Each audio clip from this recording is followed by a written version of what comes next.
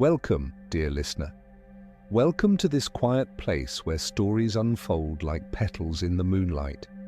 Tonight, we're going to drift together through a mystery that lives at the edge of human imagination.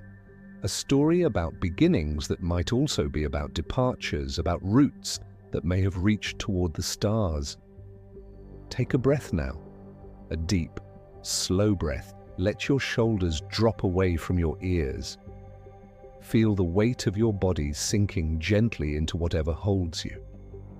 The pillow beneath your head, the mattress supporting your back, the blanket draped across you like a soft cloud.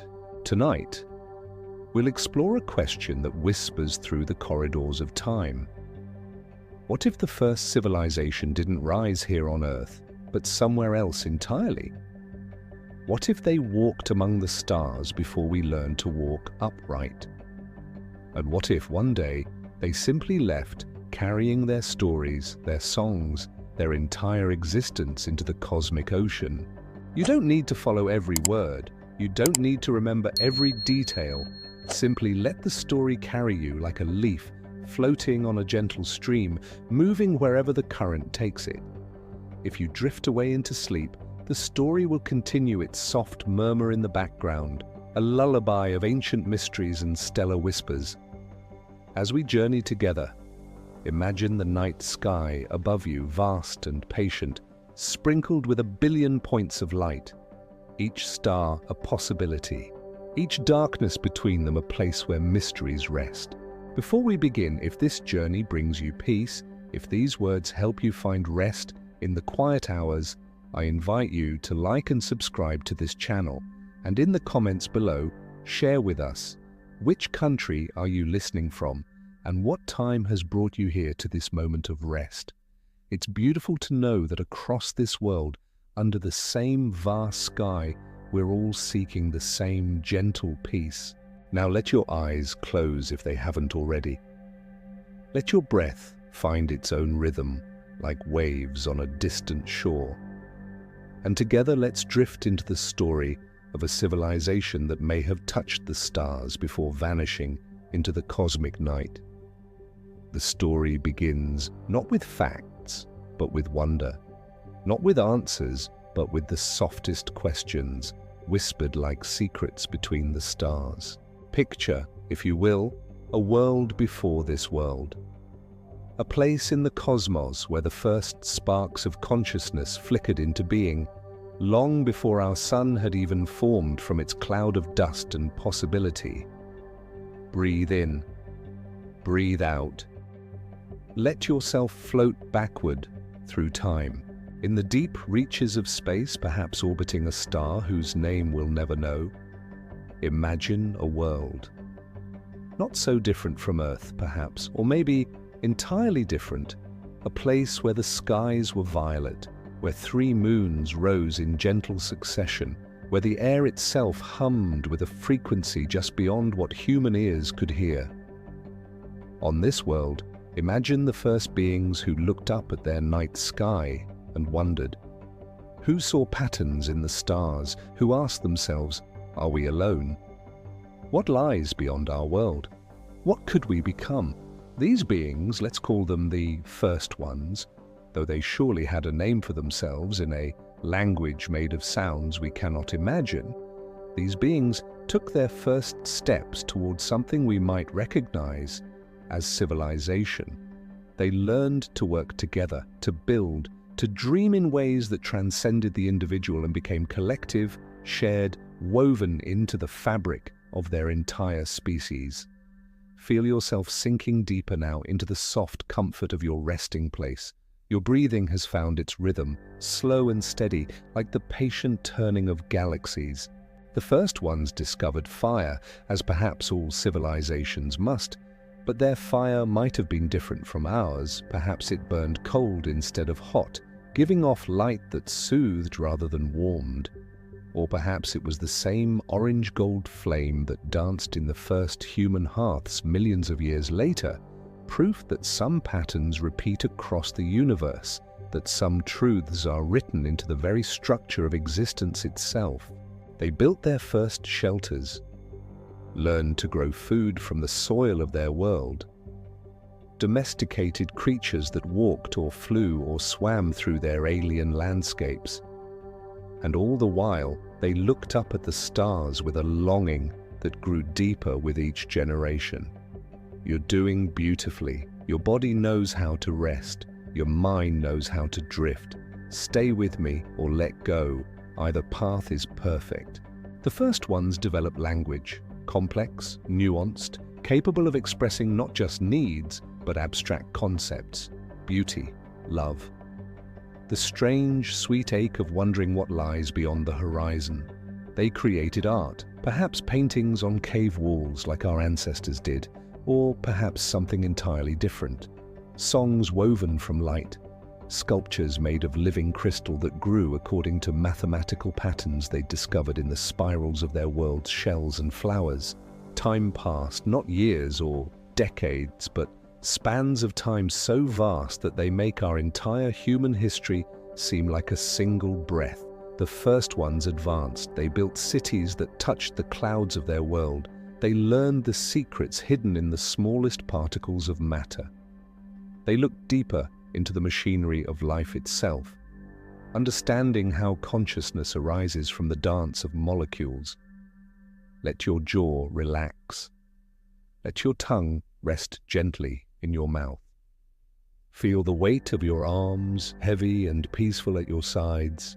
And always, always, they looked up at the stars. That longing never left them. It was written into their very beings, encoded in whatever served as their DNA, as fundamental to their nature as breathing. The stars called to them across the infinite distances, a song without words, a promise without specifics. What if, dear listener, that longing, that deep, inexplicable pull toward the cosmos, what if that lives in us too? What if we carry within us an echo of the first ones, a memory written in the oldest parts of our souls, calling us to the stars because that's where we, or beings like us, have always been meant to go? The first ones reached a threshold, a moment when they looked at their world and realized they had learned everything it could teach them. They had solved the puzzles of their planet. They had created a society that met every need, that allowed every individual to flourish. They had achieved something like paradise, but paradise, when it is limited to one world, can begin to feel like a beautiful cage. You're sinking deeper now into the layers of sleep where dreams begin to form, where the boundaries between story and vision blur like watercolors running together. The first ones stood at a crossroads. They could remain on their world, perfecting what they had already created, living in contentment among the gardens they had planted, the cities they had built. Or they could reach out. They could take the next step in their evolution, the one that had been calling to them since the first of their kind, looked up at the night sky and wondered. They chose to leave, not because they had to, not because their world was dying or their resources running out, but because staying would mean accepting a limit, and consciousness, once awakened, resists limits, the way a river resists a dam. The decision wasn't made lightly. Imagine the debates that must have echoed through their council chambers, their gathering places. Some argued for staying, for the comfort of the known, for the beauty of the world that had given birth to them. Home is not something to leave casually, even for beings who had mastered the fundamental forces of nature. But others, perhaps the dreamers, the poets, the ones who stayed up late staring at the stars, they argued that to stay was to stop growing. And to stop growing was a kind of death, slower but no less final than the death of the body. Your breath is so slow now, so peaceful, like gentle waves on the softest shore. In the end, they made their choice. The first ones would leave their world. They would venture out into the cosmic ocean. They would become not the civilization of a single planet, but something larger, something that moved through the stars like thoughts, moving through a mind. And so they began to build. Not just ships, though they built those too. They began to build themselves into something new, something capable of surviving the journey into the infinite dark. Rest now. Let the story carry you. The first ones are preparing for their journey, and you are safe here, held by gravity and comfort, drifting in the space between waking and dreaming, where the best stories live. The preparation for leaving took time. Time measured not in years, but in ages. Generations were born, lived their lives, and passed into whatever comes after, all while the great work continued. Feel the rhythm of your own heartbeat, steady and sure. Each beat a reminder that you are alive, you are here, you are held by this moment. The first ones were patient. They had learned patience from watching their world's seasons turn, from observing how mountains rise grain by grain over eons, how canyons are carved by water that never hurries but never stops. They applied this patience to their greatest undertaking. They built vessels, yes, ships capable of crossing the vast distances between stars. But these weren't like the rockets we imagine, belching fire and noise. The first ones had moved beyond such crude propulsion. Their ships were elegant, perhaps grown rather than assembled, organic technologies that blurred the line between the living and the made. Imagine vessels that looked like seeds, compact, perfect, containing within themselves everything needed to cross the light years. Or perhaps they resembled flowers, unfolding petals that caught the stellar wind, sailing on light itself. The shapes don't matter as much as the intention behind them. These were arcs, carrying not just bodies, but the entire essence of a civilization into the unknown. Your body is so relaxed now. Starting from your feet, feel how heavy they've become. Your calves, your thighs, all the muscles releasing their grip on tension. Your hips settling. Your belly rising and falling with each gentle breath. The first ones didn't just build ships, they built knowledge. They encoded everything they had learned into forms that could survive the journey, crystal matrices that stored information in the very arrangement of their atoms, songs that contained scientific principles, history woven into melody so that it could never be forgotten, stories that were also mathematical proofs, poetry that doubled as engineering diagrams. They understood something we're only beginning to grasp, that information is physical, that knowledge has weight, takes up space, requires energy to maintain. And so they were careful, intentional about what they chose to carry with them. They couldn't bring everything. Choices had to be made. What do you take when you leave the only world you've ever known? What do you preserve? And what do you let go? They took seeds, of course, genetic material from their world's plants and creatures, but also seeds of another kind, potential, possibility, the raw materials for creating new things they couldn't yet imagine. They took their languages, their music, their mathematical insights, their philosophies, and they took their questions, because a civilization is defined not just by what it knows, but by what it still wonders about. Let your shoulders melt down, away from your ears. Feel your neck lengthening, the muscles releasing. Your jaw is slack, your face smooth and peaceful. Some of the first ones chose to transform themselves for the journey. They altered their bodies, adapting to the conditions of space, of time measured in centuries rather than decades. Perhaps they learned to slow their metabolism, to hibernate through the long dark between stars. Or perhaps they transferred their consciousness into other forms entirely, into the ships themselves, becoming merged with the vessels that would carry them. Others chose to remain as they were, to make the journey in their original forms, accepting that they would not live to see the destination. They would be the middle generations, born in transit, living their entire lives in the space between stars, dying before the journey's end. Their children's children's children would be the ones to step foot on new worlds. There's something beautiful in that sacrifice, isn't there? to dedicate your existence to a future you'll never see, to be a bridge between the past and a tomorrow that will arrive long after you've gone. You understand this in a way. You're bridging moments too right now, moving from the day behind you toward the rest that awaits, toward the tomorrow you'll wake into. And like those middle generations, you don't need to know what comes next. You just need to keep breathing, keep moving forward through the gentle dark. The first ones built more than ships and stored knowledge. They built culture for the journey, new rituals to mark time in the absence of seasons, new stories to tell when the old world was just a memory, then a myth, then something spoken of in hushed tones the way we speak of Eden or Atlantis.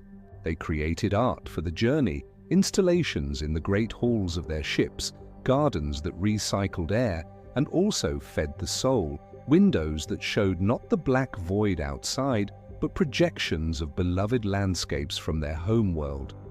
Later generations might never see those actual places, but they would know them through these careful recreations, the way children know the faces of distant grandparents through photographs. Your breathing has found its deepest rhythm now, so slow, so peaceful, like the breathing of the earth itself, the great slow respiration of a living planet. And then, when everything was ready, when the ships were built and the knowledge encoded and the cultural seeds planted, the first ones faced their final choice: what to do with their homeworld. They couldn't take it with them. A planet doesn't travel.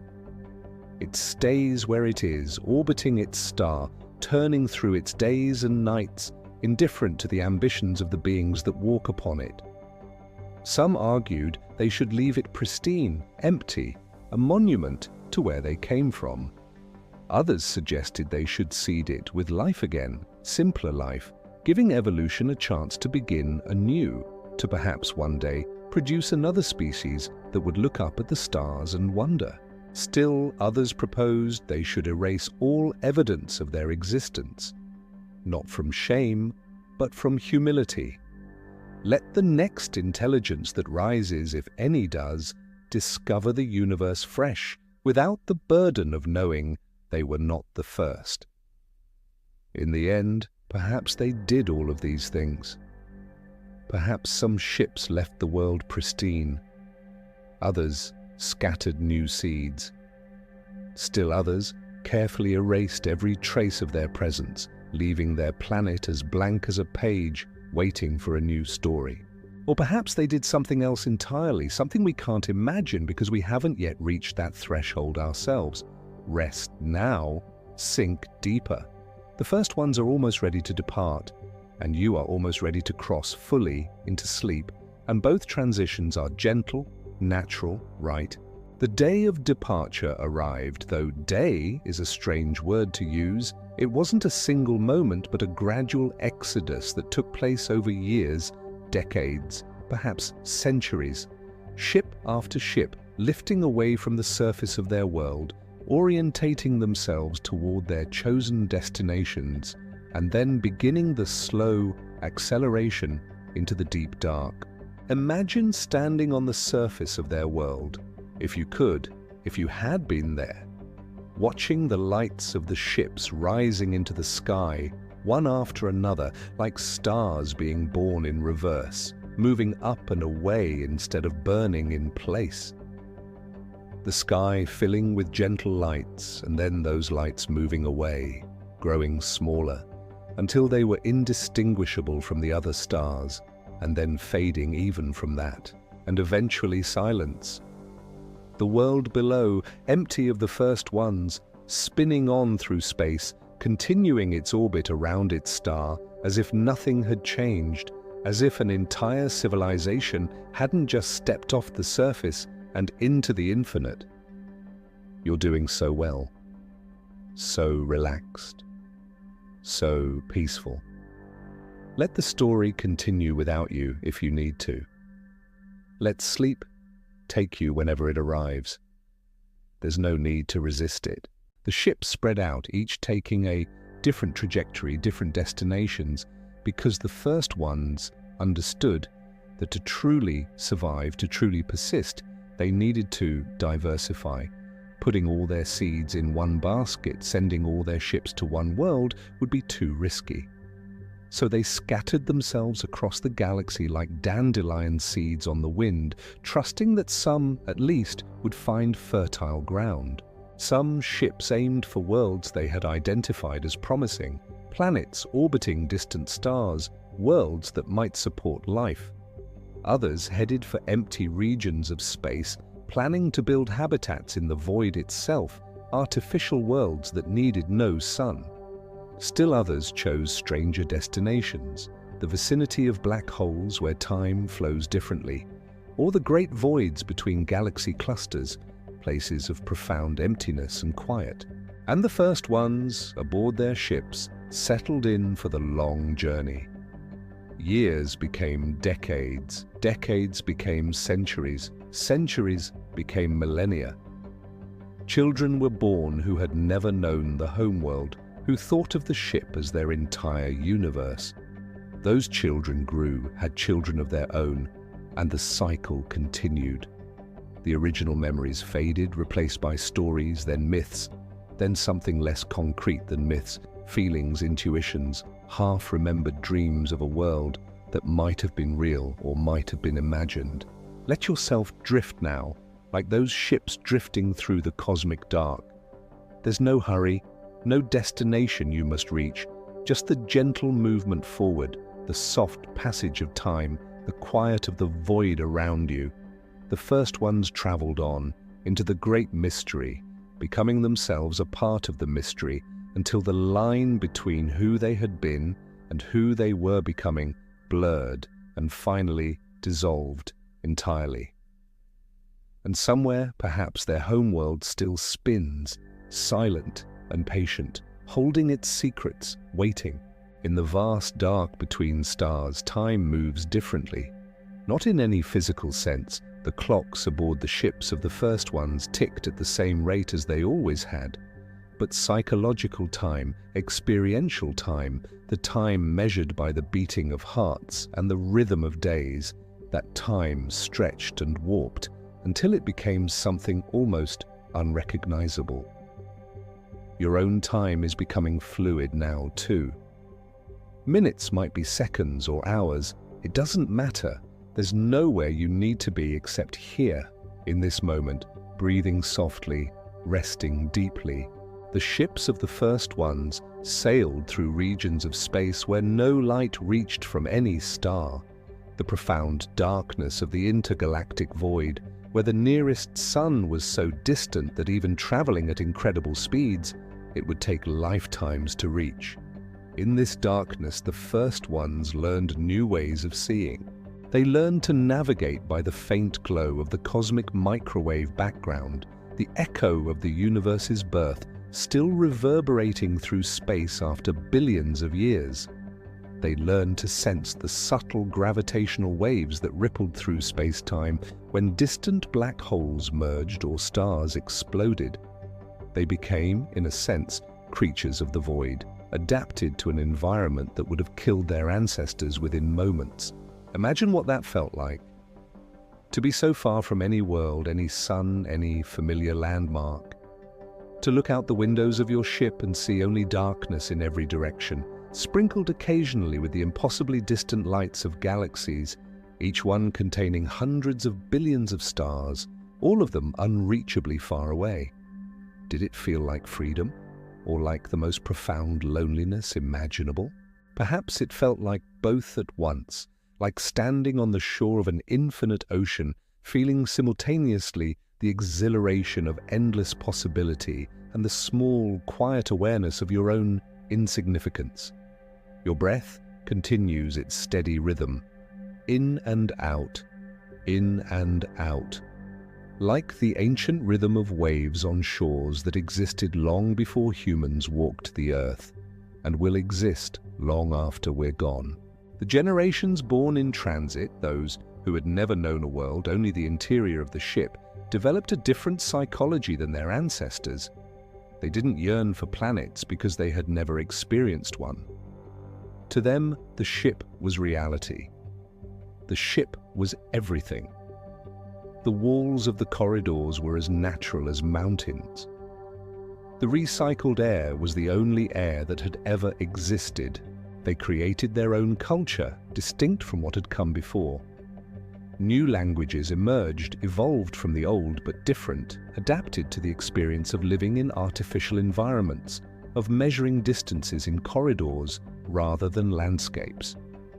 New forms of art that wouldn't have made sense to their planet-bound ancestors, sculptures designed to be viewed in microgravity, paintings that incorporated the subtle movements caused by the ship's rotation, music composed to resonate in the metal bones of the vessel itself. They told stories too, these transit generations, stories about the homeworld passed down from those who had actually seen it. But with each retelling, the stories changed, details added or lost, the whole account slowly drifting from history toward mythology. The homeworld became Eden, Camelot, Atlantis, a place of perfection that might never have truly existed, or at least not in the way the stories described.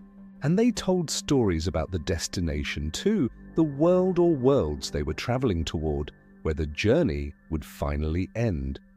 These stories were even more fantastical than the ones about the homeworld because no one aboard had ever seen the destination. It was pure imagination, wish fulfillment, hope given form in words and images. Let your imagination drift now too. Let it show you shapes in the darkness behind your closed eyes. It doesn't matter what they are. You don't need to analyze them or make sense of them. Just let them arise and dissolve like clouds, like dreams, like the thoughts of the first ones as they moved through the cosmic dark. Some of the ships inevitably were lost. Space is vast and full of hazards invisible until you're upon them.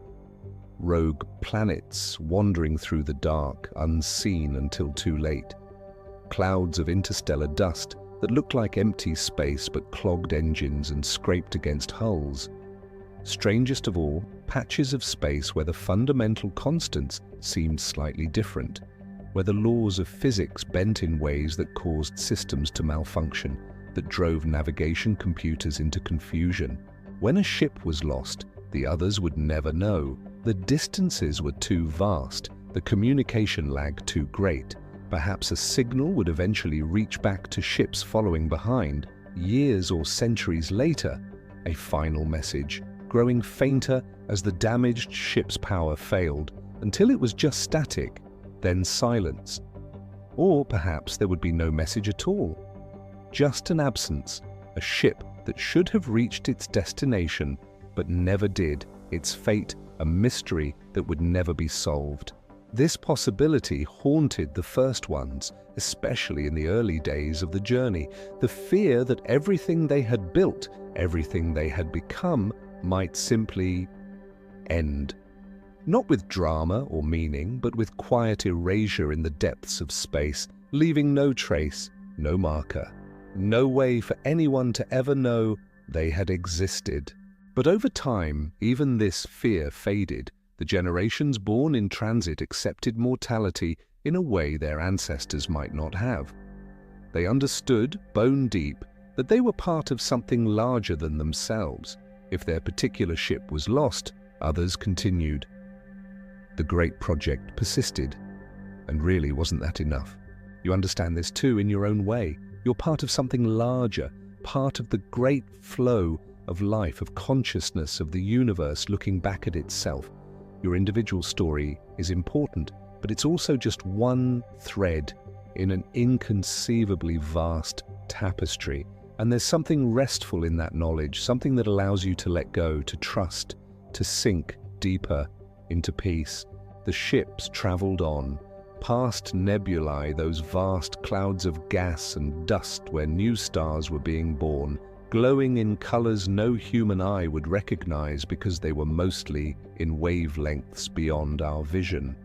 Past the corpses of dead stars, white dwarfs cooling slowly toward darkness, neutron stars spinning impossibly fast, black holes hidden in the darkness like holes in the fabric of space itself.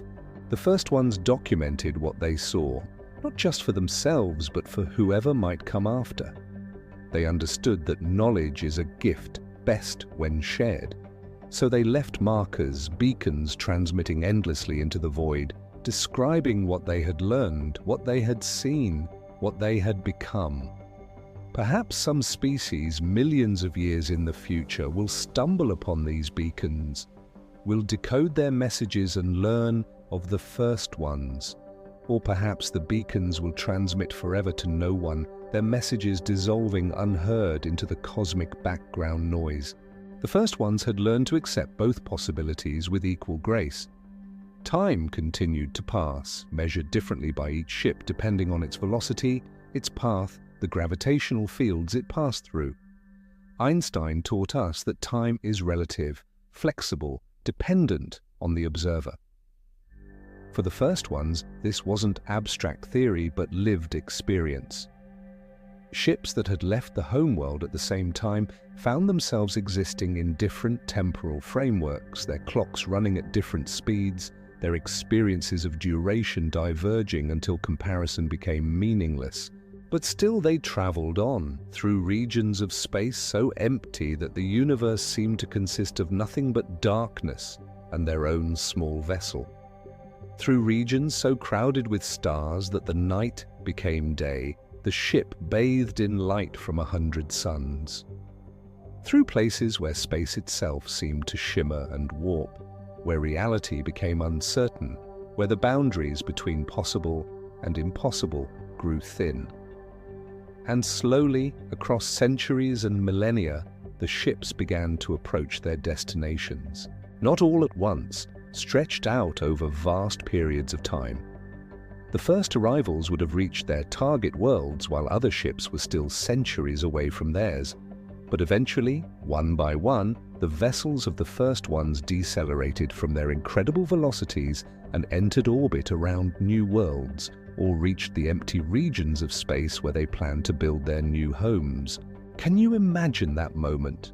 After generations of travel, after lifetimes spent in the void, the first glimpse of your destination, the world your ancestors had chosen based on long-distance observations and speculation, now filling the forward windows, real and solid and waiting. Some of the worlds they found were as beautiful as they had hoped. Blue and green and white, wrapped in clouds, oceans catching the light of their suns. Others were harsher than expected, ice worlds or desert planets, places that would require extensive terraforming before they could be comfortable homes. And some of the destinations, when the ships finally arrived, were gone. Stars that had exploded in the centuries since the first ones had begun their journey. Worlds that had been destroyed by cosmic catastrophes or had never been habitable in the first place, the original observations having been mistaken. But the first ones were adaptable. They had learned to be across the long generations in transit. If a world was not suitable, they would make it suitable. If a destination had vanished, they would find another. The journey had taught them the most valuable lesson of all, that the ability to persist, to adapt, to continue despite setbacks, that was the true mark of a successful civilization. Rest now. Drift deeper. The first ones are reaching their new homes and you are reaching your own destination. The deep, peaceful territory of sleep, where the self dissolves and reformation happens, where healing occurs below the level of conscious thought. The story continues, but you don't need to hear every word. Let yourself slip away whenever you're ready.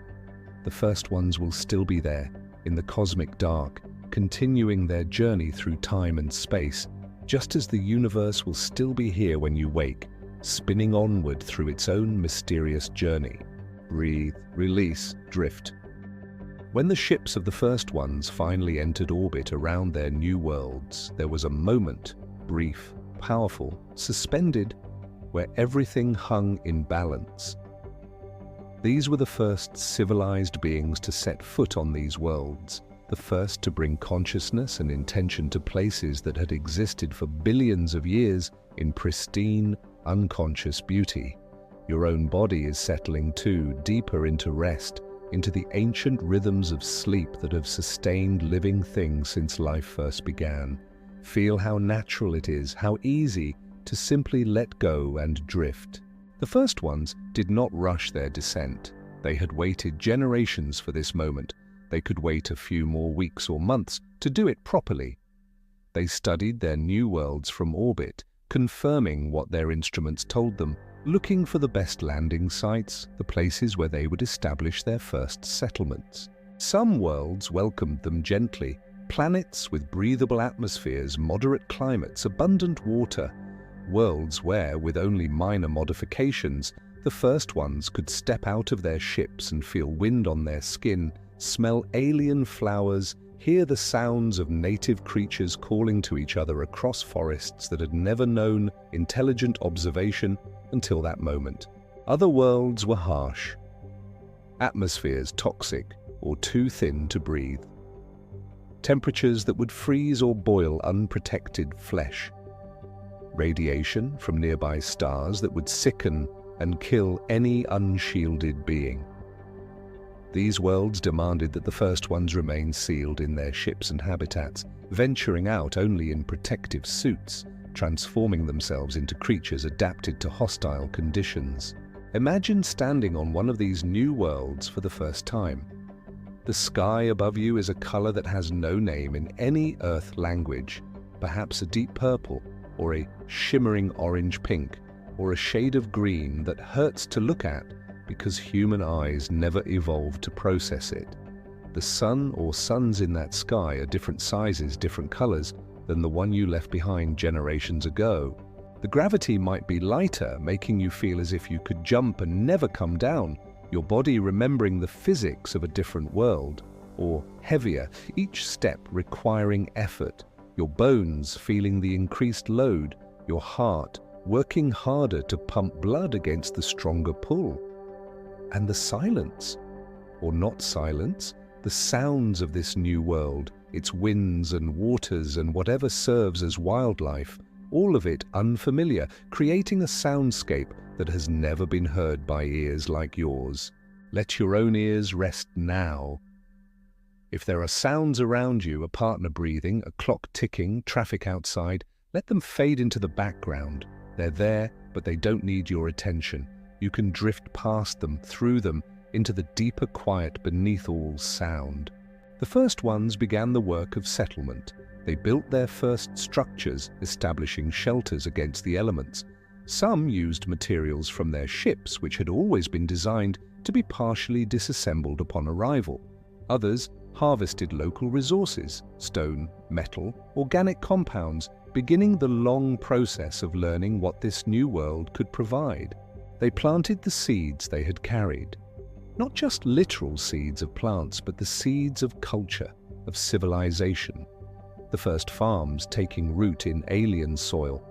The first workshops and laboratories. The first meeting halls where the community could gather. The first monuments, simple at first, just markers to indicate, we were here, we did this thing, we survived. Some things worked as planned. Seeds that sprouted, technologies that functioned as designed, systems that integrated smoothly with a new environment. But other things failed. Plants that died in soil that seemed suitable but lacked some crucial trace mineral. Equipment that malfunctioned in unexpected ways due to slight differences in the planet's electromagnetic field. Creatures from the old world that couldn't adapt, that sickened and perished despite every effort to save them. The first ones mourned these losses. Each failed crop, each broken tool, each lost life was a small tragedy.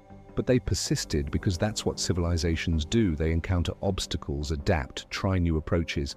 Failure is not the opposite of success, but part of its texture, woven into the fabric of any great endeavor. Your breath continues, steady and slow.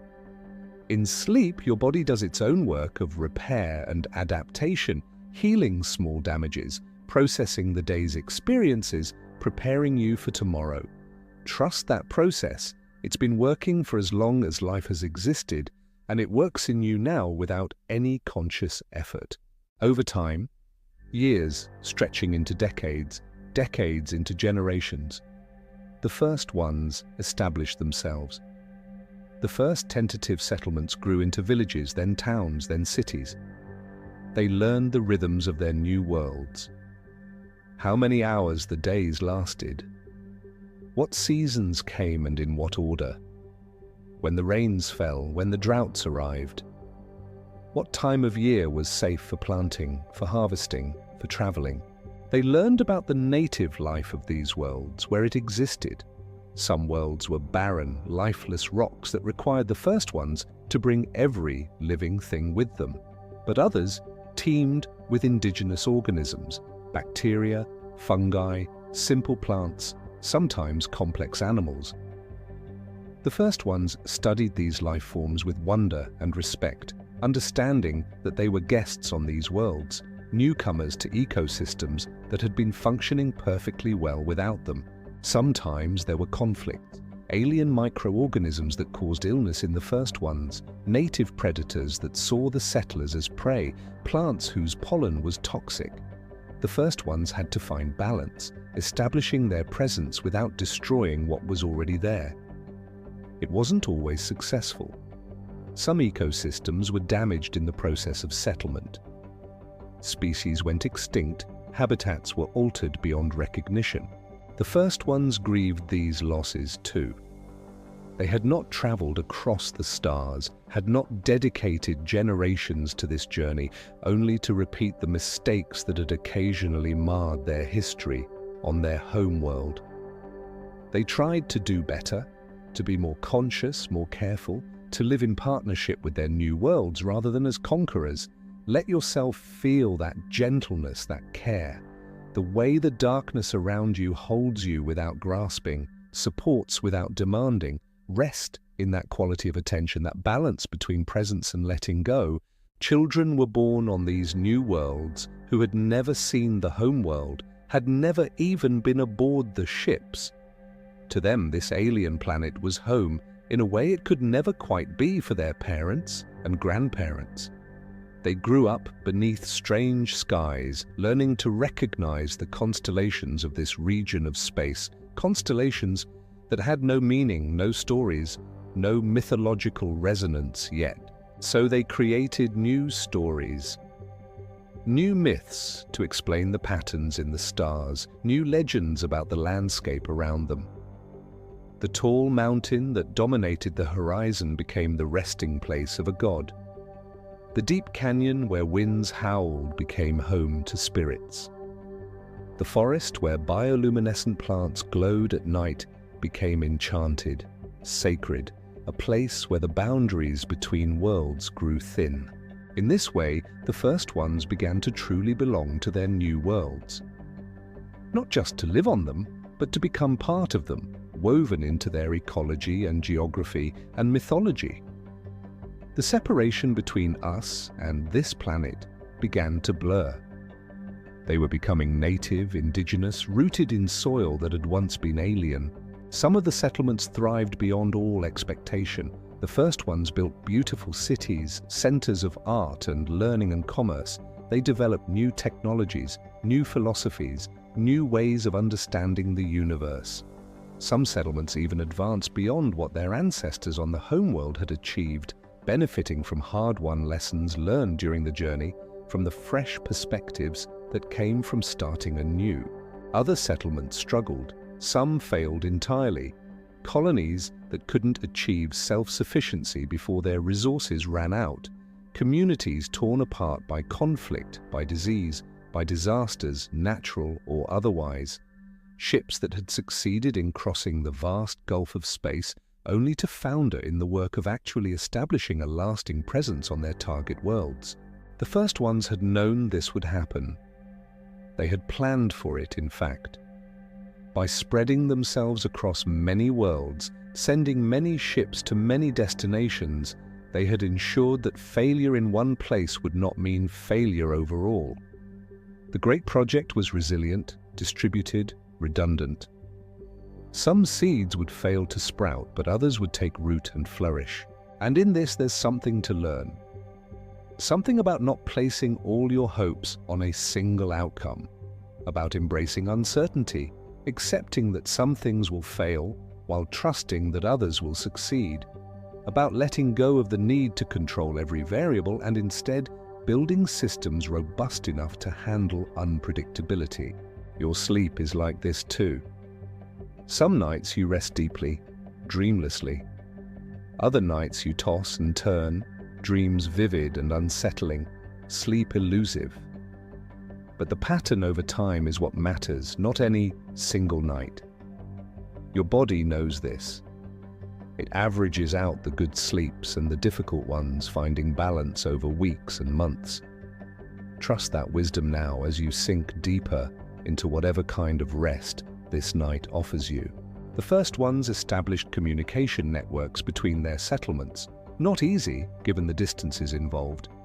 Light itself took years, decades, sometimes centuries, to travel between the stars where they had made their homes. A message sent from one world would be answered by the great-grandchildren of those who received it, if it was answered at all. But they sent messages anyway. Updates on progress, discoveries, warnings about dangers encountered. Cultural exchanges, art, music, literature, traveling at light speed across the cosmic void. Questions posed to other settlements, knowing the answers might arrive too late to be useful, but asking anyway because the asking itself was important, a way of maintaining connection across the impossible distances. Some settlements chose isolation instead, decided that the vast distances made communication more burden than benefit. They focused inward, developing their own unique cultures that diverged rapidly from the others. Within a few generations, they had become so different that they might as well have been separate species, different languages, different values, different ways of organizing society, different relationships with technology and nature. And this too was expected. The first ones had never intended to remain a single, unified civilization.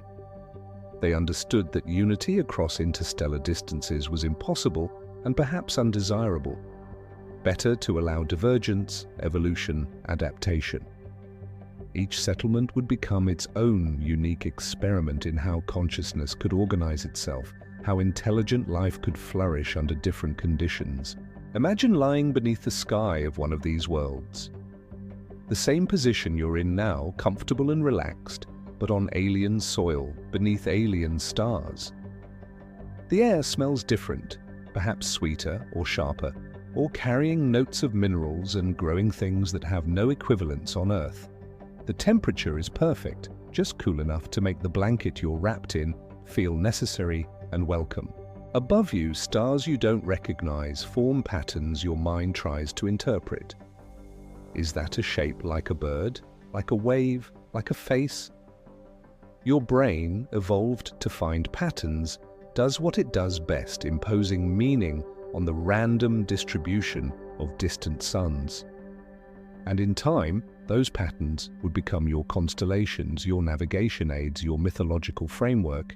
The first ones began to wonder, some of them at least, whether they should try to find each other. Not just communicate across the void, but physically reunite.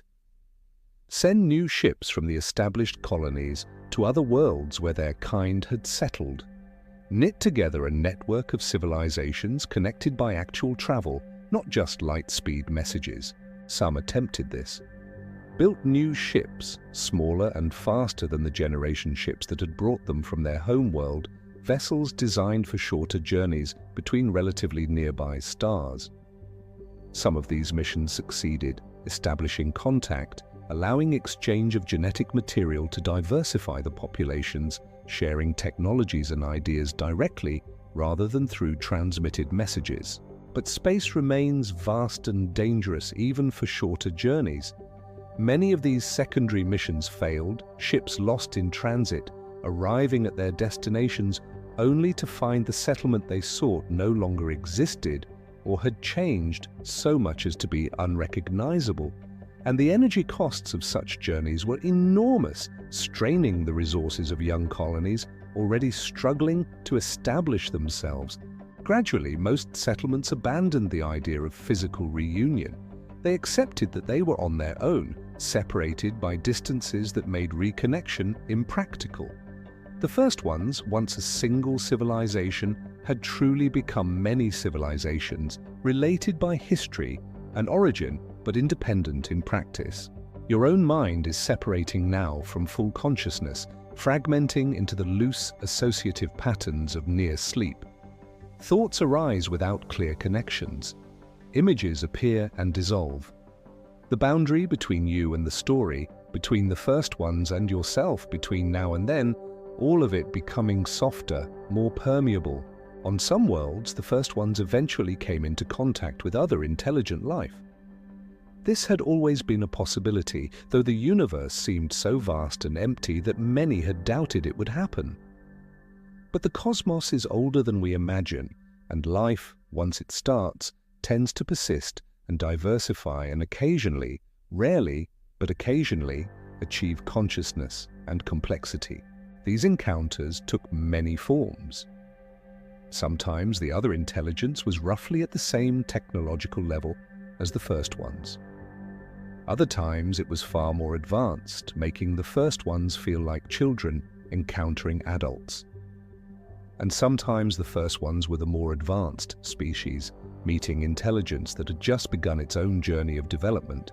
How did these meetings go? Some were peaceful, exchanges of knowledge, cultural sharing, mutual assistance.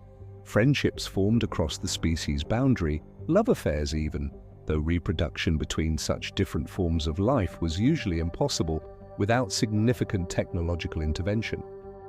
Other encounters were tense, competition for resources on worlds both species wanted to inhabit, misunderstandings arising from fundamentally different ways of thinking, communicating, existing, conflicts that occasionally turned violent, though the first ones tried to avoid this, remembering the lessons from their own history about the cost of war.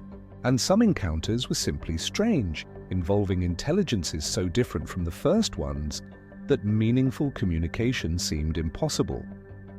Beings that experienced time differently, or existed in more than 3 spatial dimensions, or had thought processes that bore no resemblance to anything the first ones could comprehend.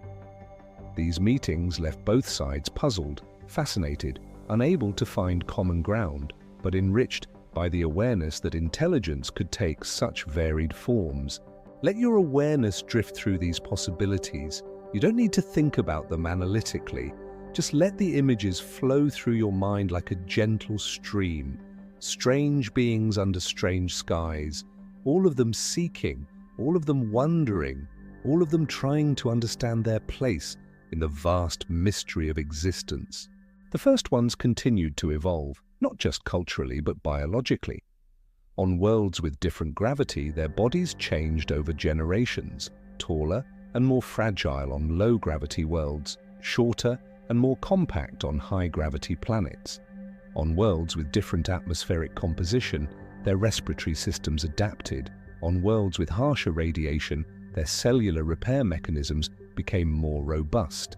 Some settlements embraced directed evolution, using their advanced understanding of genetics to consciously adapt themselves to their new environments.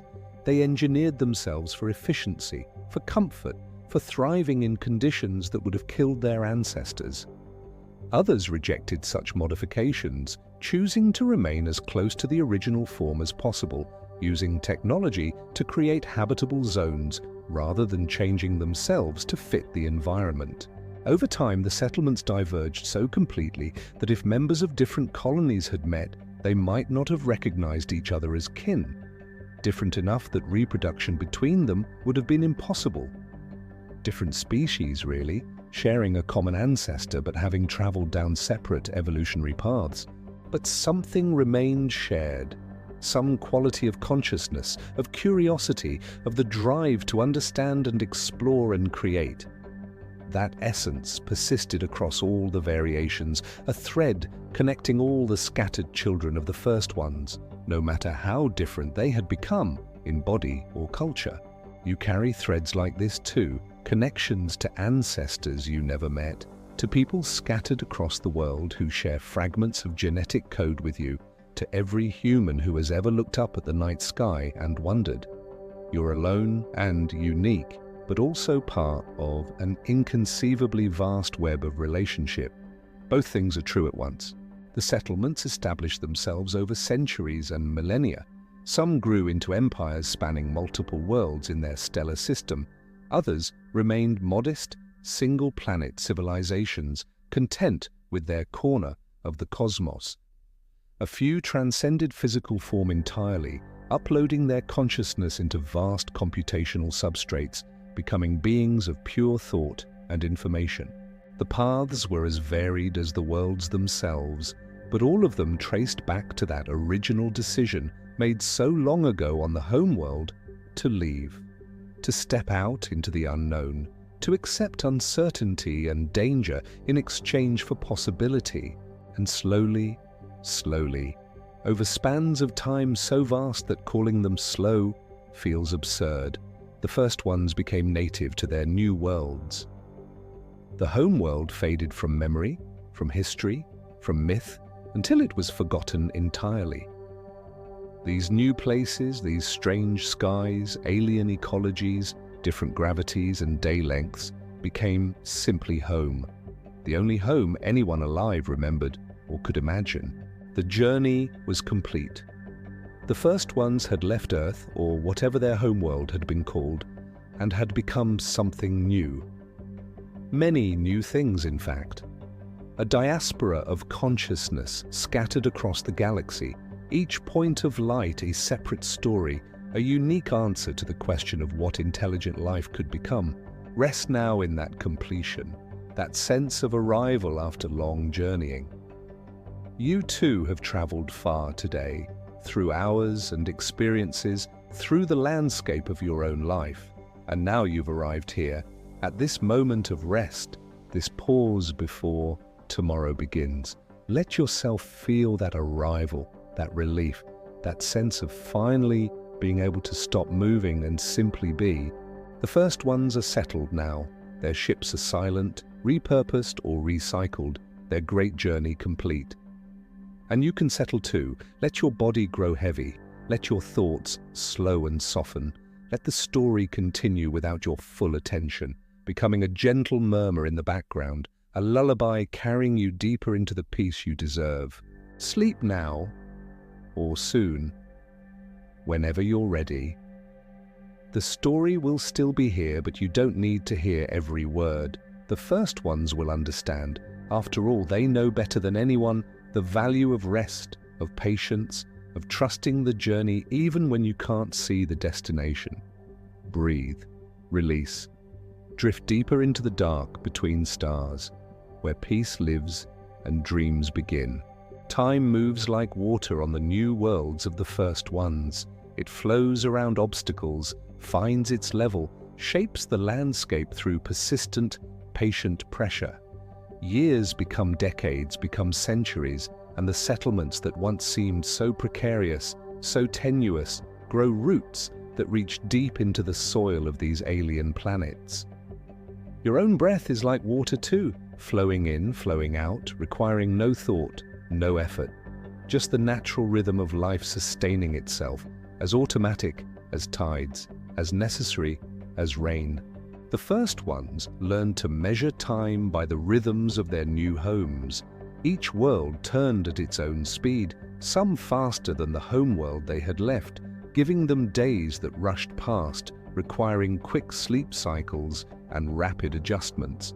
Other worlds turned slowly, their days lasting what would have been weeks on the old world, creating long stretches of sunlight and equally long periods of darkness. On these slow-turning worlds, the first ones adapted their sleep patterns. They learned to rest during the long nights, deep sleeps that lasted what would have been days, their bodies adjusting to metabolize more slowly, their dreams extending into epic narratives that spanned what felt like lifetimes. They would wake refreshed in ways that seemed impossible, emerging from these extended slumbers with insights that had crystallized during the profound depths of their rest. Imagine that kind of sleep. Not the 7 or 8 hours you're used to, but days of continuous rest. Your body completely letting go, sinking into restoration, so complete that when you finally woke, you would feel reborn, remade, every cell renewed. That's available to you even now in miniature. Each moment you spend in true rest, each cycle of deep sleep, is a small death and rebirth, a renewal you don't have to understand to benefit from. The seasons of these new worlds shaped the first ones in profound ways. Some planets had seasons like the homeworld, the gentle cycle of spring, summer, autumn, winter, driven by the tilt of the world's axis as it orbited its star. The first ones on these worlds felt a familiar rhythm, even if the details were different. Their crops followed predictable cycles. Their bodies knew when to store energy and when to expend it.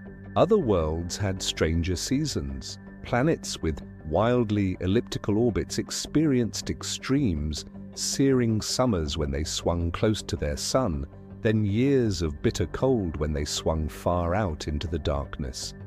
The first ones on these worlds became semi-nomadic, migrating with the seasons, following habitable zones around their planets, building temporary settlements that they would abandon and later return to when the great wheel of the orbit brought favorable conditions back. Some worlds had no seasons at all, tidally locked planets that kept one face always toward their sun, creating eternal day on one hemisphere and eternal night on the other. The first ones on these worlds clustered in the twilight zone between, where temperatures were tolerable, building their civilizations in the eternal dawn or dusk, learning to live without the rhythm of day and night that had structured the consciousness of their ancestors. Your breathing has found its deepest rhythm now, so slow you might not even notice it anymore. Your body breathing itself, requiring nothing from your conscious mind, which is free to drift, to wander, to release its grip on the need to control or understand.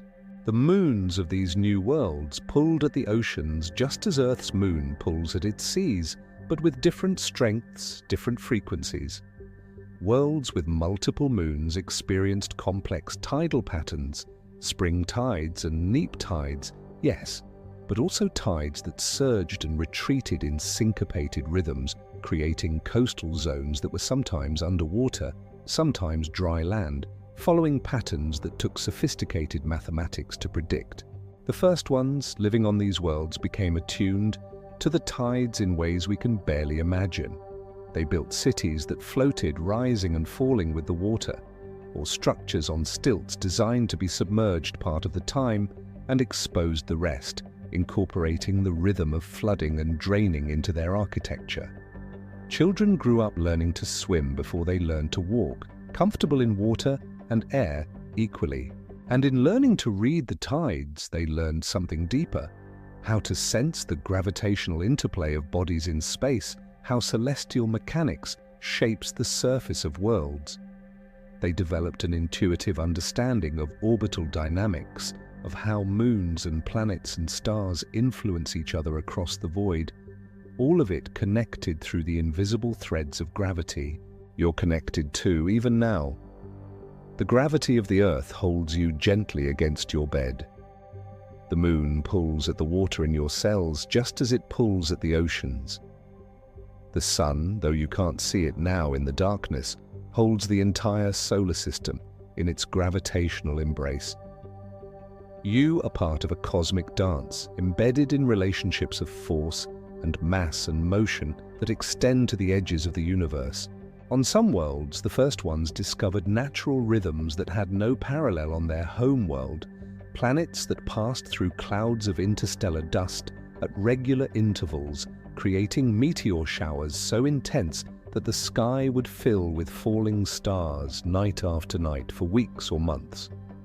The first ones would gather to watch these celestial displays, turning them into festivals, times of celebration and reflection.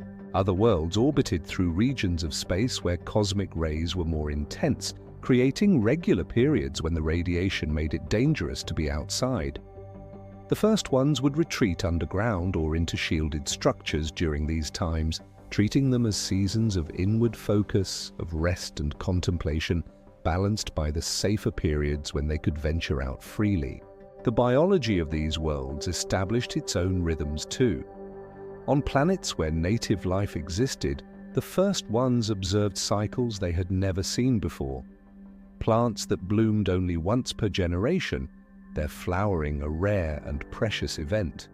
Animals that migrated not across continents but between different atmospheric layers, rising into the upper reaches when food was abundant there, sinking down during leaner times. Some worlds had predators that hunted according to planetary rhythms, creatures that emerged from hibernation when certain astronomical alignments occurred, or when seasonal temperature shifts reached specific thresholds. The first ones learned to read these patterns, to know when danger was likely to appear, when it was safe to venture far from their settlements, and when caution was required. Let your own inner predators rest now. The anxious thoughts that stalk through your mind, the worries that hunt for your peace, they can hibernate. This is a season for inward rest, for safety, for letting down your guard because you're protected here, held in the darkness that is not threatening but sheltering. The first ones began to synchronize with these alien rhythms, their bodies adjusted, their circadian cycles shifting to match the day length of their new worlds, their breeding cycles, their periods of high activity and low energy, their collective social patterns. All of it gradually aligning with the planetary and stellar rhythms around them. In doing so, they stopped being visitors and became indigenous. The worlds changed them just as they changed the worlds. It was symbiosis, relationship, mutual adaptation. The sharp edges of foreignness wore smooth with time and contact. On worlds with strong magnetic fields, the first ones sometimes experienced aurora, shimmering curtains of light in the sky, green and purple, and sometimes colors that don't exist in Earth's palette. These aurora followed patterns related to solar weather, to the stream of charged particles flowing from the star, to the invisible magnetic architecture surrounding the planet. The first ones learned to read the aurora like weather signs. Certain patterns preceded magnetic storms that could disrupt their technology. Other patterns indicated calm space weather, safe times for activities that required delicate instruments or reliable communications. Some settlements developed entire cultural practices around aurora observation, treating them as omens, as messages from the cosmos, as art created by the universe itself for anyone patient enough to watch. Your own inner lights flicker behind your closed eyelids, phosphonies, the random firing of neurons in your visual cortex, creating patterns in the darkness. They're beautiful in their way, these internal aurora. Watch them without trying to control them, without trying to make them mean anything. Just let them shimmer and dance here in your private sky. The heartbeat of these worlds became the heartbeat of the first ones. The geological rhythms, the slow dance of tectonic plates, the periodic eruptions of volcanoes, the gradual wearing down of mountains by wind and water. These processes took millennia, but the first ones, established now for countless generations, began to experience them directly. A mountain range that had been visible on the horizon when the first generation landed would gradually weather down over centuries. The first ones would notice, passing down observations from parents to children, creating time-lapse awareness across generations. They developed a different relationship with time, one that could hold both the quick pulse of individual life and the slow turning of geological ages. This is available to you too, this sense of being part of something that extends far beyond your individual span. You're a wave in an ocean that has been rising and falling since life began.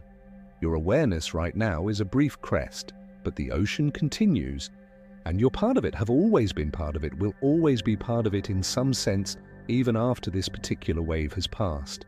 Some worlds had global electrical phenomena, lightning storms that circumnavigated the planet following magnetic field lines, creating spectacular displays but also dangers that had to be understood and respected.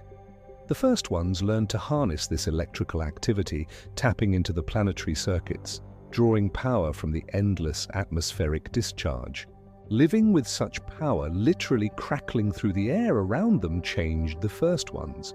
They became more attuned to electromagnetic fields, developing subtle senses that could detect shifts in the electrical environment.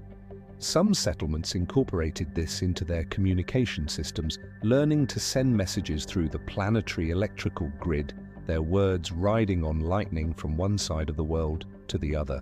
The biochemical rhythms of these worlds wove themselves into the first ones as well. The composition of the air they breathed, slightly different from world to world. More oxygen here, more nitrogen there, trace gases that had subtle effects on consciousness, on mood, on the texture of experience. On high oxygen worlds, the first ones felt energized, vibrant, but also more prone to burning out, to intensity that couldn't be sustained. They learned to balance this with periods of deliberate calm, with practices that helped them moderate the fire burning in their cells. On worlds with different atmospheric pressures, their very thoughts moved at different speeds. High-pressure worlds made thinking feel dense, substantial, slow, but deep. Low-pressure worlds created a floaty, associative quality of mind, thoughts rising like bubbles, connecting in unexpected ways. Your own chemistry is shifting now towards sleep. Adenosine building up in your brain, creating gentle pressure toward rest. Melatonin releasing from your pineal gland, that ancient photosensitive structure, responding to the darkness around you and the darkness within you. These are your own rhythms, as natural and inevitable as tides, as seasons, as the turning of worlds around stars. The first ones stopped counting years from when they had left the homeworld. That reference point became meaningless as the centuries passed. Instead, each world developed its own calendar based on its own rhythms. Year 1 became the year of landing, or the year the first permanent structure was built, or the year the first child was born on the new world. Time became local, specific, embodied in the particular. The universe has no universal clock, Einstein taught us. Time is relative, dependent on the observer, shaped by gravity and velocity and circumstance. The first ones lived this truth, each settlement existing in its own temporal framework, connected to others only loosely, through messages that traveled at light speed but were received in different local times that couldn't be directly compared. And in this fragmentation of time, in this multiplication of calendars and rhythms and cycles, the first ones found freedom. They weren't bound by a single way of measuring existence. They could explore the full range of temporal experience, from the quick flickering of lives on fast-rotating worlds to the slow majesty of existence on worlds that turned like lazy dreams. Rest into that now. You don't need to be bound by the clock, by the calendar, by any external measure of time. In sleep, time becomes fluid, elastic, meaningless. Hours can pass in what feels like moments. Or a dream lasting seconds can contain what feels like days. Let yourself enter that fluid state where time loses its edges and becomes just another rhythm, no more controlling than the rhythm of waves or breath. The first ones danced with their worlds. That's what it was, ultimately, a dance. Learning the steps, finding the rhythm, moving in harmony with partners that were entire planets, entire stellar systems. And in that dance, both partners were changed. The worlds shaped the first ones, and the first ones shaped the worlds, until the question of who was leading became impossible to answer. This is the deepest truth of belonging. It's mutual. You don't just belong to a place, the place belongs to you. You change it by your presence just as it changes you. And over time, the boundary between self and environment becomes so permeable that neither can be understood in isolation. The first ones understood this. They had left one home and made many new ones, and in doing so they had learned that home isn't a place you find, but a relationship you build, layer by patient layer, rhythm synchronizing with rhythm, breath matching breath, until you and your world are dancing together, inseparable, whole. Let that wholeness hold you now, you and this moment, this breath, this soft darkness, dancing together, perfectly matched, already home. In the settled years, centuries really, after the first ones had established themselves on their new worlds, a different kind of attention began to emerge. Not the urgent focus of survival, not the driven concentration of building and establishing, but something quieter, deeper, a quality of awareness that could only arise after the immediate needs had been met, after security had been achieved, after life had found its rhythm and could turn toward more subtle questions. Your own awareness is shifting now into something similar. Not the active, engaged consciousness of waking, but the softer, more receptive state that precedes sleep. A listening rather than a speaking, an opening rather than a grasping. The first ones began to truly listen to their worlds, not just to understand them scientifically, to catalogue and measure and predict, though they continued that work too, but to listen in a different way, with patience, with humility, with a willingness to be changed by what they heard. They listened to the sounds of their worlds. Each planet had its own acoustic signature. The pitch of the wind, determined by atmospheric density and composition. The rhythms of weather systems, the percussion of rain on different surfaces, on stone, on water, on the leaves of alien plants, each creating its own music. On some worlds, the first ones discovered that certain geological formations acted as natural instruments. Canyons where the wind created harmonic tones, caves that resonated at specific frequencies, hollow mountains that would ring like bells when struck by lightning or earth tremors. These natural musicians had been performing for eons, unheard, and now finally had an audience that could appreciate them. The first ones built their settlements to harmonize with these natural sounds. They oriented structures to catch the wind in ways that created pleasing tones. They designed public spaces with acoustics that amplified the sound of rain, of rivers, of whatever natural phenomena were characteristic of that place. Their architecture became part of the planet's symphony rather than an interruption of it. Let yourself listen now to whatever sounds surround you. Don't judge them or wish them different. Just let them be what they are. The hum of electronics, the breath of a partner, the distant sound of traffic or wind or silence itself. All of it part of the symphony of this moment, this place, this particular configuration of you and the world. The first ones also listened to the electromagnetic spectrum. They built devices that could hear what human ears cannot. The crackling of magnetospheres, the hiss of cosmic rays, the deep rumble of planetary cores in motion. These weren't just data to be recorded, but music to be experienced. Once transposed into frequencies the ear could process. Some worlds sang in beautiful harmonic frequencies, their magnetic fields oscillating in patterns that, when converted to sound, created something like celestial music. Other worlds were harsh, dissonant, full of electromagnetic noise that felt chaotic and unsettling. The first ones learned to appreciate both, the harmony and the discord, understanding that both were authentic expressions of planetary existence. They found that listening to these planetary songs affected them. Certain frequencies promoted calm, others alertness. Some patterns seemed to facilitate healing, others creative thinking. The first ones began using these natural electromagnetic songs therapeutically, incorporating them into spaces designed for rest, for meditation, for inspiration. Your own brain generates electromagnetic waves, alpha, beta, theta, delta, each associated with different states of consciousness. As you drift towards sleep, your brain waves slow, lengthening into the rolling theta waves of deep relaxation, and eventually the long, slow delta waves of profound sleep. You don't need to think about this or control it. It's happening naturally, your brain finding its way toward rest, like a river finding its way to the sea. The first ones listened to time itself. This sounds abstract, but it wasn't. They learned to sense the different rates at which processes unfolded, the quick time of chemical reactions, the medium time of weather patterns and biological cycles, the slow time of geological change and stellar evolution.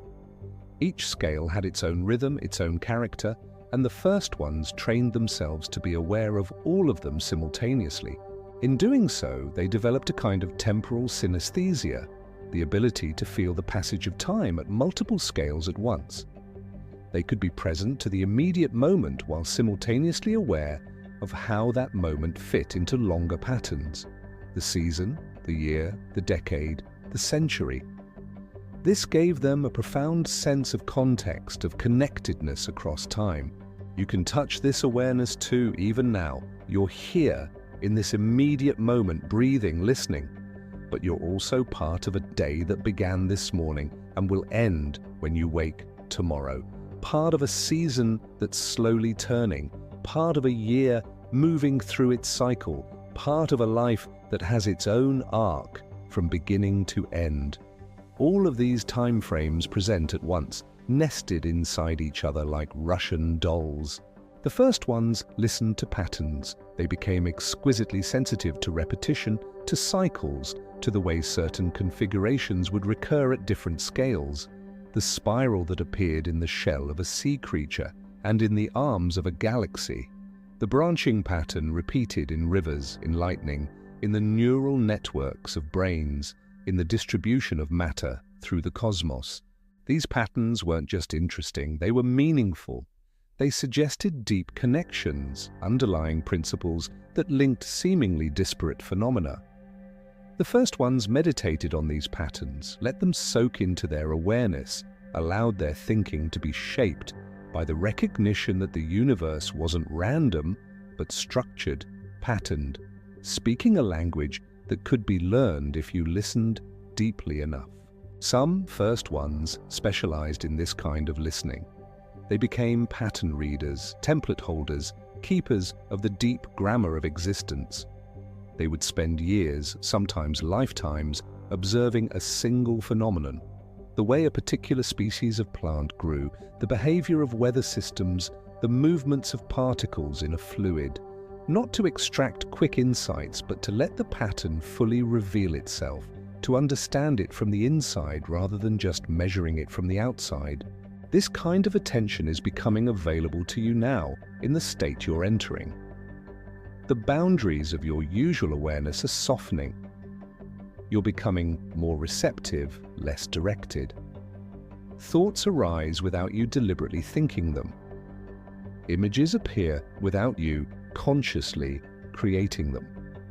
You're listening to your own deeper patterns, the rhythms and structures that operate below the level of conscious control. The first ones listened to silence. This was perhaps the most profound practice of all, because their worlds, for all their sounds and songs, also contained vast silences. The silence of vacuum that surrounded each world, the silence of deserts and frozen polar regions, the silence of deep underground caverns, the silence that exists between sounds, that gives music its structure and meaning. They learned that silence wasn't absence, but presence. A different kind of presence, harder to notice, but equally real. Silence wasn't nothing. It was the background against which everything else could be perceived. Without silence, there would be no sound because there would be no contrast, no distinction. The first ones built spaces dedicated to silence, chambers deep underground or on remote mountain peaks where sound couldn't easily reach. They would go to these places to practice listening to silence, to let it fill them, to become empty enough that the most subtle vibrations could be detected. In these silences, they sometimes heard things that weren't sounds at all but felt like sounds. The movement of their own blood, the firing of neurons, the subtle shifts of attention within consciousness itself. They discovered that the boundary between hearing and feeling, between sensing and thinking, was more permeable than they had realized. You're in your own space of silence now, or moving toward it. The external sounds are fading, becoming background. The internal dialogue is slowing, thoughts becoming less frequent, less urgent. And in that growing silence, you can sense things you miss during the busy noise of the day. The aliveness of your body, the quality of presence that doesn't depend on thought, the simple fact of being, which is so obvious, it's easy to overlook. The first ones listened to their own bodies with new attention. They noticed how their physiology responded to the worlds they inhabited, the way their heartbeat changed at different times of day, the subtle shifts in body temperature that correlated with planetary rhythms, the feelings of expansion and contraction that seemed tied to magnetic field fluctuations or gravitational changes.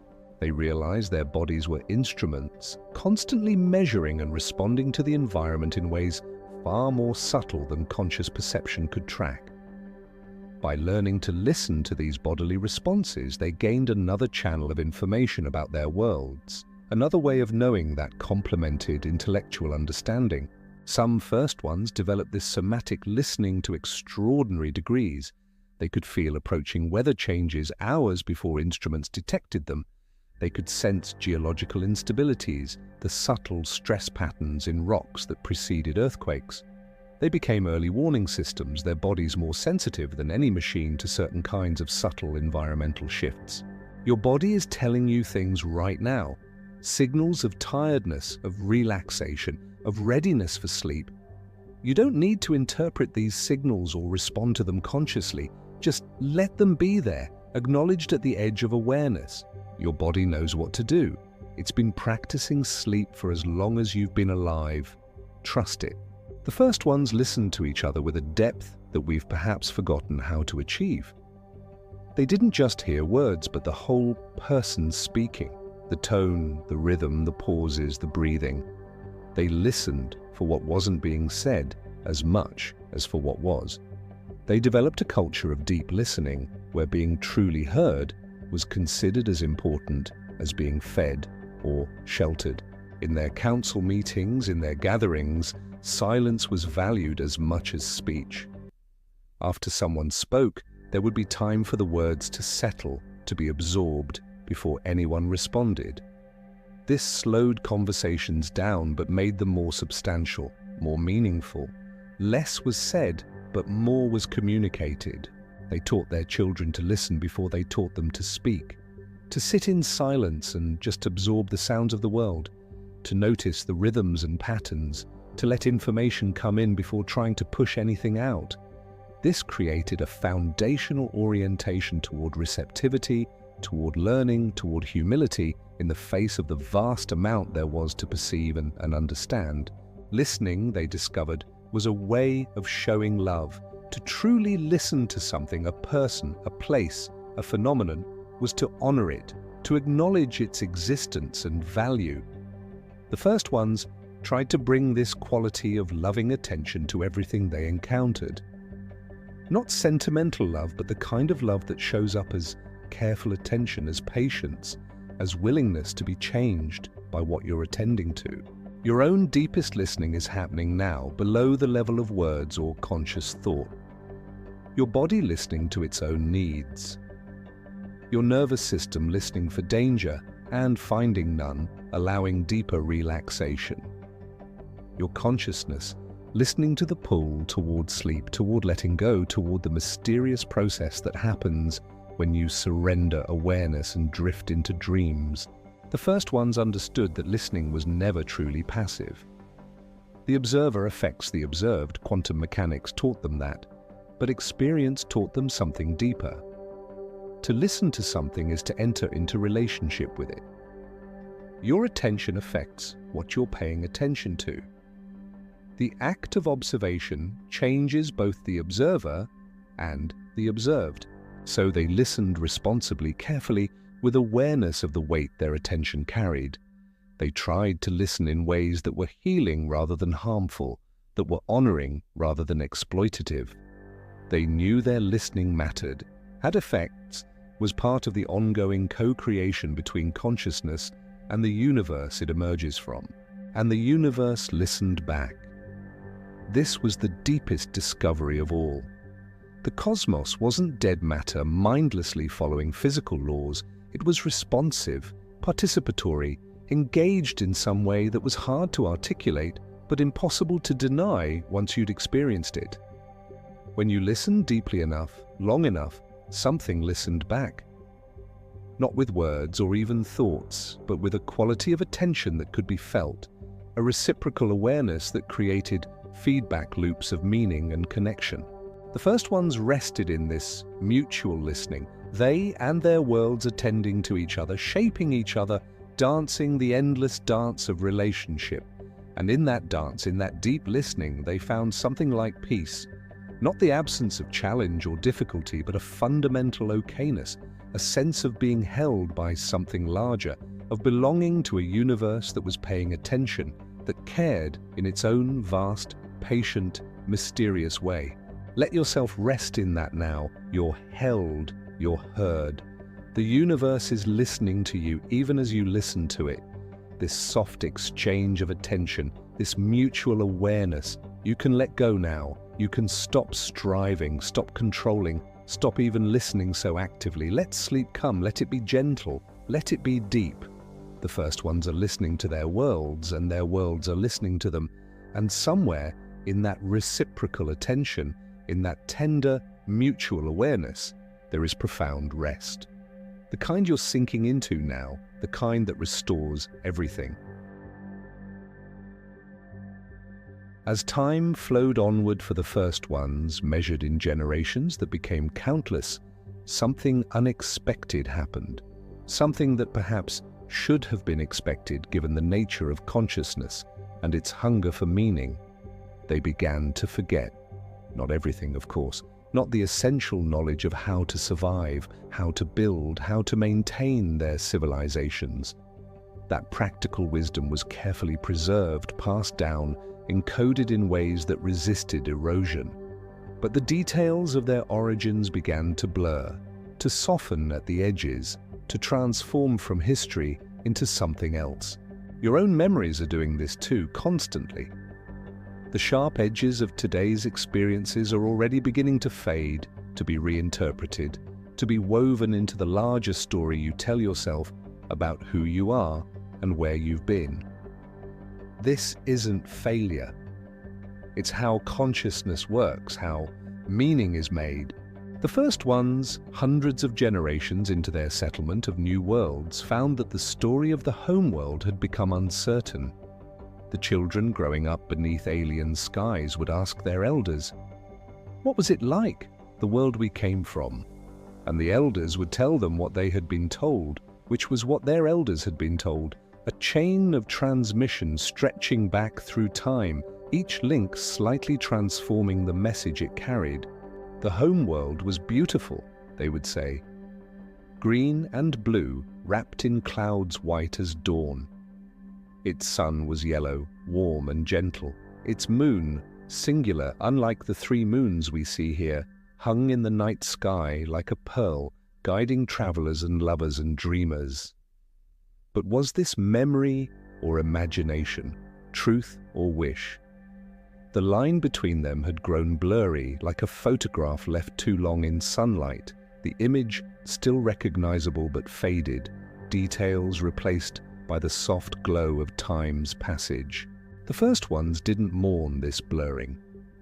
Or rather, some did, but most came to see it as natural, even beautiful. Because in the space where hard history faded, myth could grow. And myth, they discovered, carried its own kind of truth. Not the truth of facts, but the truth of meaning, of resonance, of stories that help consciousness understand itself. Let your own memories soften now, and you don't need to hold on to the details of today, of this week, of anything specific. Let it all blur together into the general sense of a life being lived, a journey being taken. The specifics matter less than you think.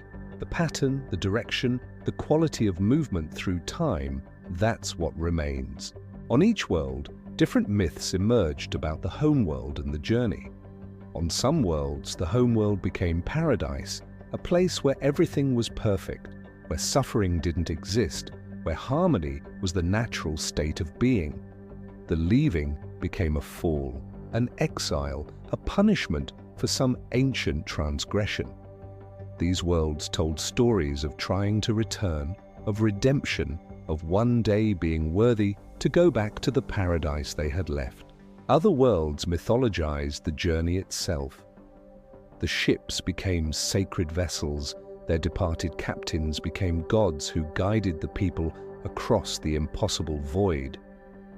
The generations who died in transit became ancestors who watched over the living, their spirits somehow present, even though their bodies had long since been recycled, returned to the ship systems, becoming part of the air and water and food that sustained later generations. Still, other worlds created myths about the destination, about the choice of where to settle. Perhaps the planet had called to them, had reached across space with its own form of consciousness, inviting them to come and be part of its story. Or perhaps it had tested them, challenged them, and they had proven worthy. Each settlement's mythology reflected something true about their relationship with their world, even if the facts were embroidered with impossible details. These myths weren't false exactly, they were true in the way that dreams are true, metaphorically, symbolically, emotionally. They captured something essential about the experience of being the first ones, of having left everything familiar to venture into the unknown, even if the specific details didn't match historical reality. You tell yourself myths too, stories about who you are, where you came from, where you're going. Some of these stories are factually accurate, others are wishful thinking or protective reinterpretation. But all of them serve a purpose. They help you make sense of existence, find meaning in the chaos, create coherence out of the scattered moments that make up a life. The first ones wove their myths into everything.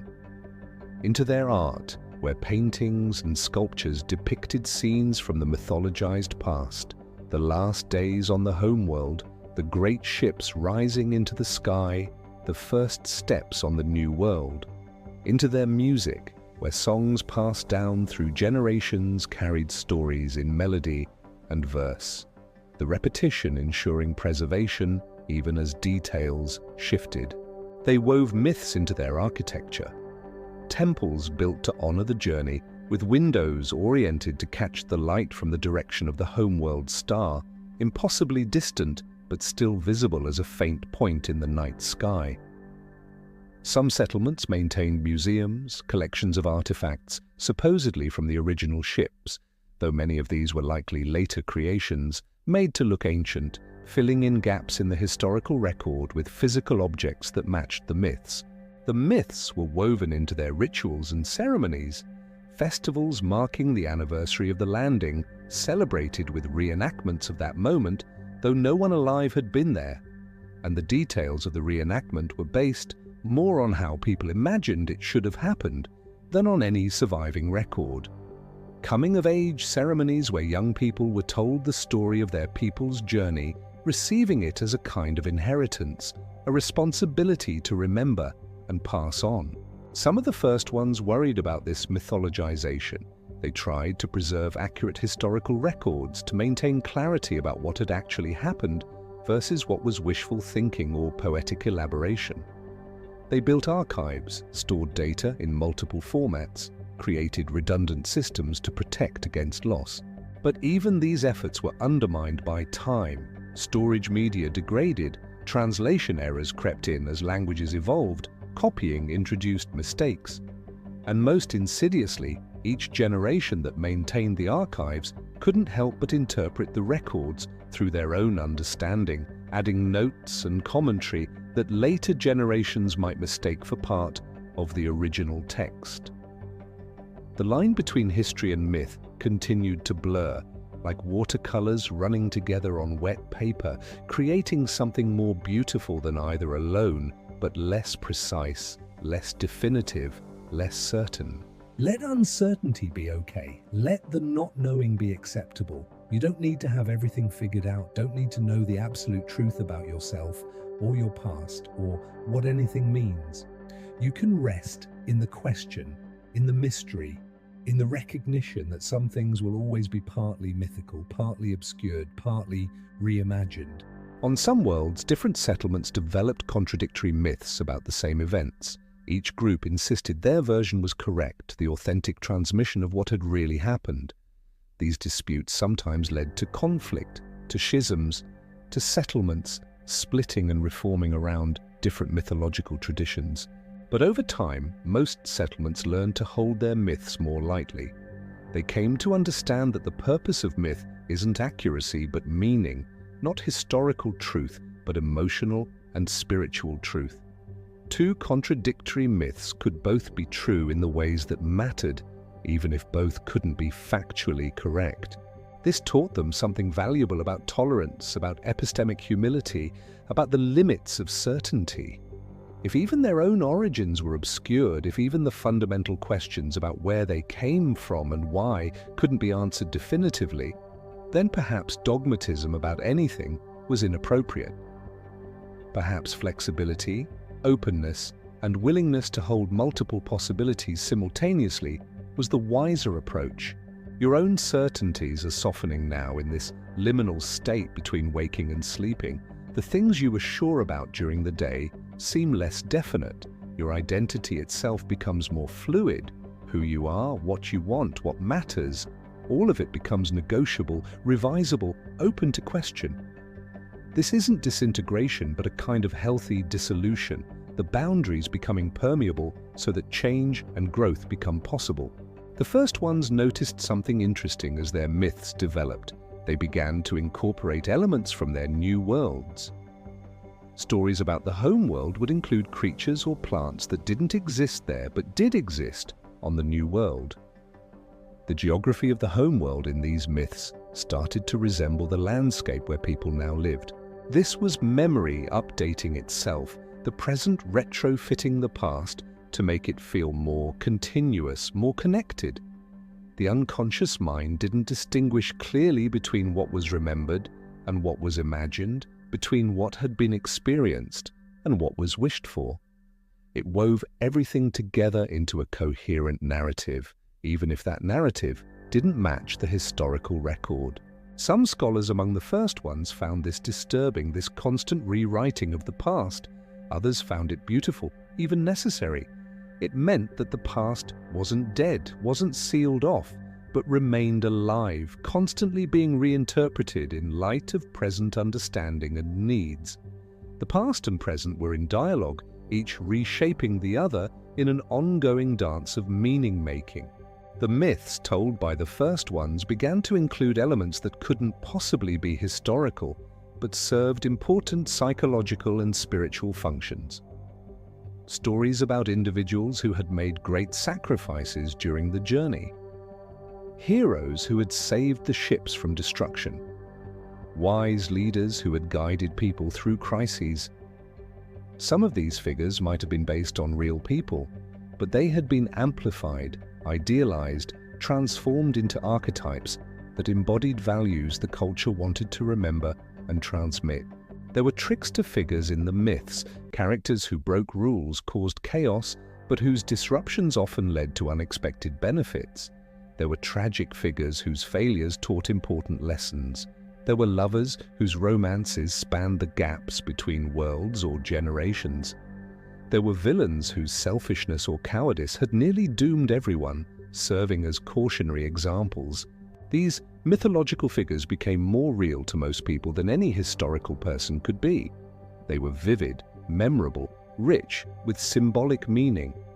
Children grew up playing games where they pretended to be these mythological heroes. Artists created countless representations of key mythological scenes. The myths permeated consciousness, shaping how people understood courage, sacrifice, love, duty, and all the other values that hold a society together. Rest into your own internal mythology now, the stories you tell yourself about who you are, the heroes and villains of your personal narrative, the lessons you've extracted from experience. None of it needs to be revised or questioned right now. Just let it be there, the mythology of your life, the meaning you've made from the raw material of experience. As more time passed, some of the first ones began to wonder, had there been a home world at all? Or was that itself a myth, a story told to explain their existence, to give them a sense of origin and purpose? Perhaps they had always been here, on these worlds, and the story of migration was just a way of understanding their relationship with the cosmos, a poetic expression of the fact that life comes from stars, that everything is stardust, that in a sense we're all travelers who came from somewhere else. These were not majority views, but they were seriously discussed, because once you acknowledge that some of what you believe is mythological, the question naturally arises, how much? Where does the myth end and the history begin? Or are they so interpenetrated that separation is impossible? The first ones who pursued this line of thinking weren't trying to be destructive or nihilistic. They were exploring the nature of knowledge itself, probing the foundations of what it means to know something, to be certain about anything, especially things that happened long ago and far away. They discovered something that mystics and philosophers have always known, that at the deepest level you can only be certain of your immediate experience. Everything else, the past, the future, other minds, the external world itself, is always to some degree interpretive, reconstructed, based on inferences that could potentially be wrong. This didn't lead them to solipsism or despair. Instead, it led to a kind of humility and openness. If certainty was impossible, then rigid thinking was inappropriate.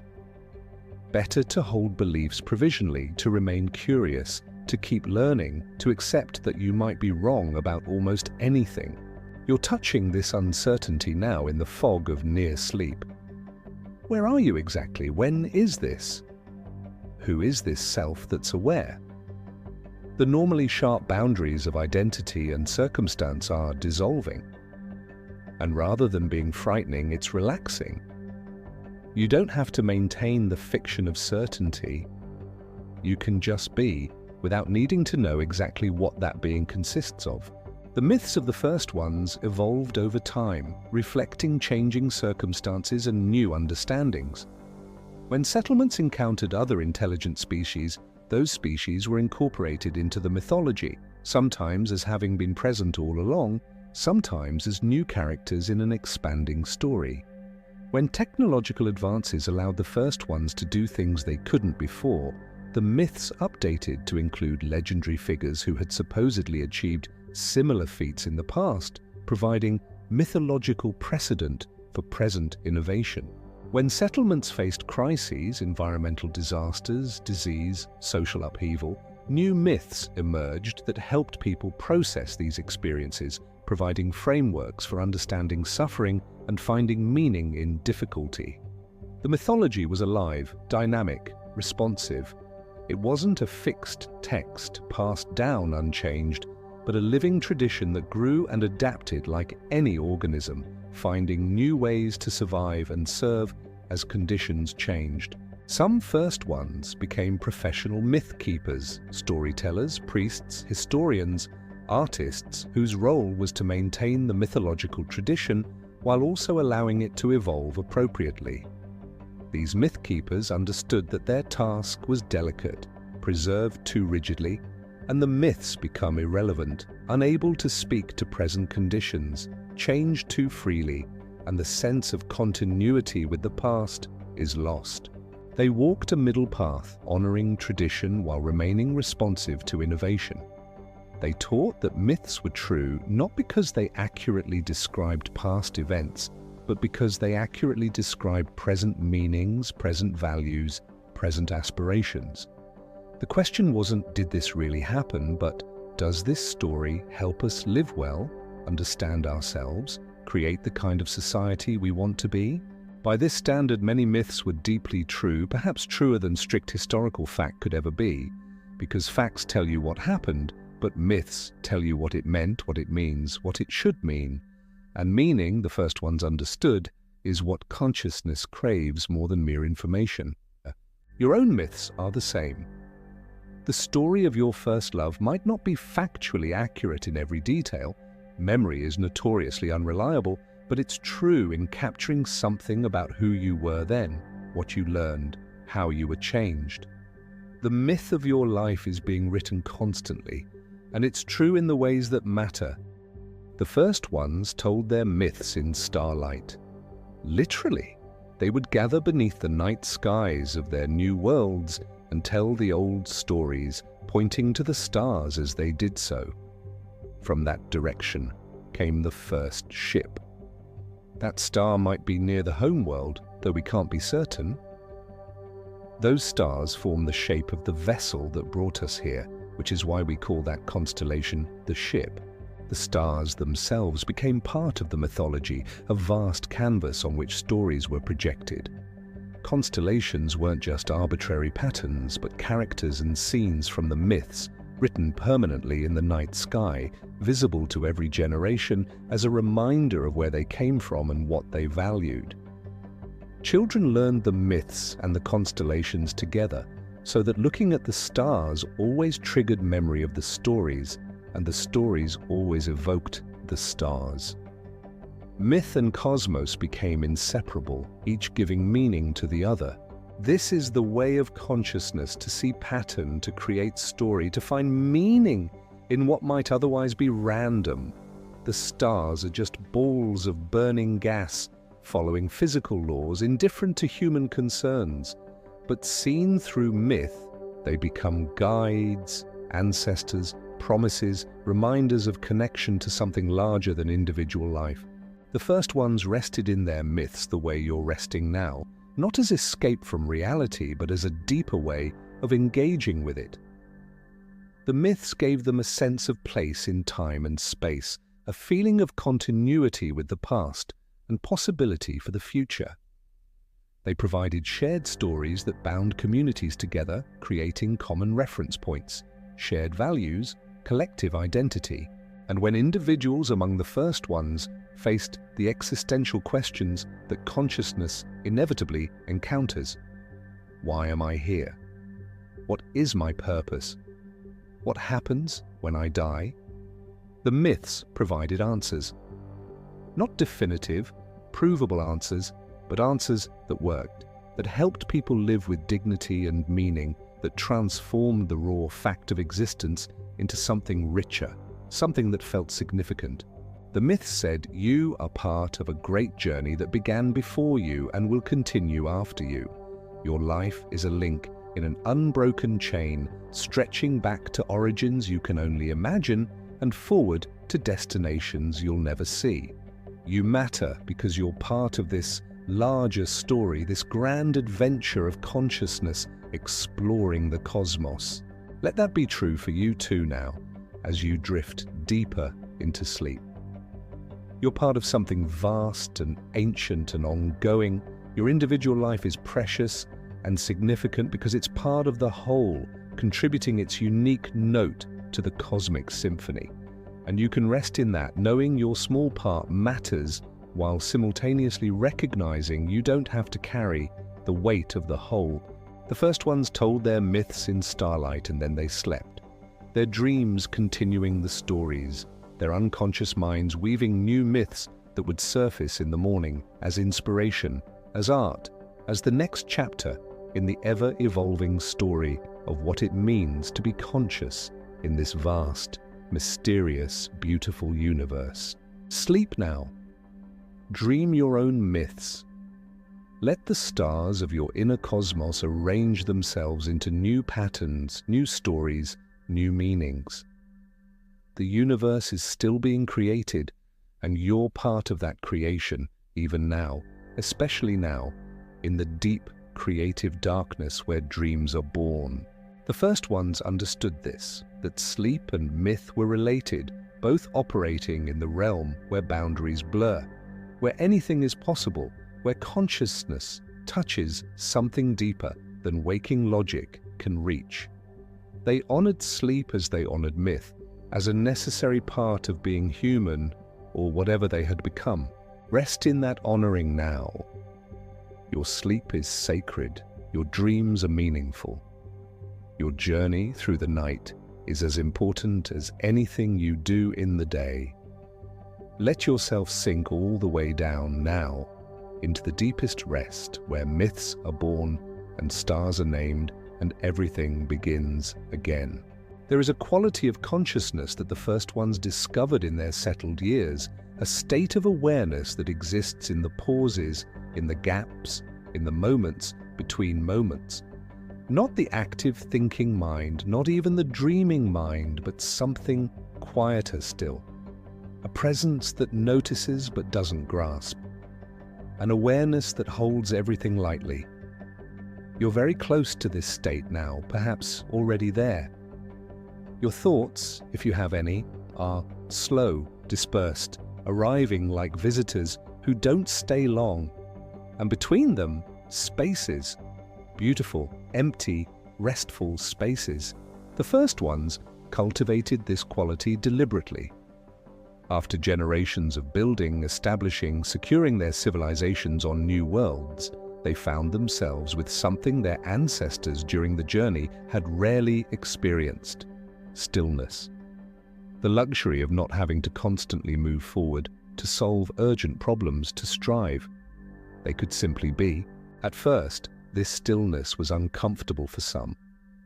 The first ones who had been born during the journey or in the early days of settlement were accustomed to purpose, to tasks, to the clear sense that every moment mattered because survival was always at stake.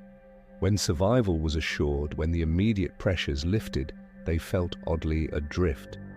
What do you do when there's nothing urgent that must be done? Some filled the space with new projects, new ambitions. They turned their attention to art, to science, to exploration for its own sake, rather than for survival. Others sank into what might have looked like idleness, but was actually a kind of meditation. Long hours spent sitting, watching the landscape, following the play of light on water, observing the behavior of native creatures. Slowly, across generations, the first ones learned to value these spaces. They built them into their cultures intentionally. Scheduled times of collective stillness, public gardens designed specifically for quiet sitting, cultural norms that made it acceptable, even admirable, to spend time doing nothing visible. Your breathing is so gentle now, so soft that it barely disturbs the air. Your body has found its deepest rest, every muscle released, every system running on automatic, no conscious management required. And in that release, space opens. Space that was always there, but usually filled with tension, with striving, with the constant low-level effort of being awake and engaged. The first ones discovered that in these spaces between thoughts, between activities, between one breath and the next, something could be perceived that was normally obscured. Not something new or exotic, but something so fundamental, so constant, that it usually went unnoticed, the simple fact of existence itself. Being prior to doing, awareness prior to the content of awareness. This wasn't a mystical experience in the sense of being supernatural or otherworldly. It was profoundly natural, ordinary, available to anyone who paused long enough to notice. But it was also transformative because once you'd noticed it, your relationship to everything else changed.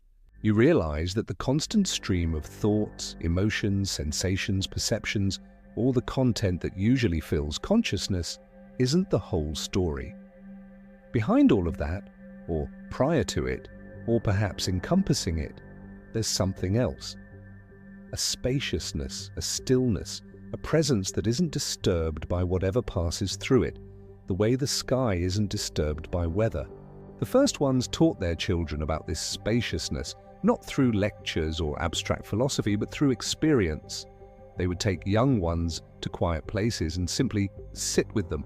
No agenda, no lesson plan, just sitting together in silence. At first, the children would be restless, wanting to move, to talk, to do something, but gradually they would settle. And in that settling, they would discover the space that had been there all along. Some first ones became specialists in exploring these spaces. They developed practices, you might call them meditation, though that word carries baggage from human history that doesn't quite fit. Techniques for quieting the mind, for extending the gaps between thoughts, for dwelling in the stillness that's always present but usually overlooked. These practitioners discovered that the spaces between thoughts weren't empty, or rather, they were empty in the way that space itself is empty, not containing objects, but pregnant with potential, humming with energy just below the level of manifestation. In deep stillness, you could sense this aliveness, this presence, this something rather than nothing that can't be captured in concepts but can be directly experienced. Let yourself sense that now, not with effort. Effort pushes it away, but with gentle, receptive attention. Notice the space around sounds, the silence that holds every noise, the darkness that makes light visible, the stillness that gives meaning to motion. It's there, has always been there, will always be there. You just have to soften enough to notice it. The spaces between thoughts, the first ones learned, were where creativity lived. When you were constantly thinking, constantly busy, new ideas rarely emerged. They couldn't get through the noise, but in stillness, in the gaps, something could bubble up from deeper levels. Insights, intuitions, solutions to problems that conscious thinking hadn't been able to solve. The unconscious mind, or whatever you wanted to call it, needed space to communicate with the conscious mind, and that space was found in stillness. Artists, among the first ones, learned to cultivate this. Before beginning a painting or composition or poem, they would sit in stillness, not thinking about what they wanted to create, just opening space. And often, in that opening, the work would suggest itself. Not fully formed necessarily, but as a seed, an impulse, a direction that felt right, even though they couldn't explain why. Scientists made similar discoveries. The breakthroughs rarely came during active problem solving.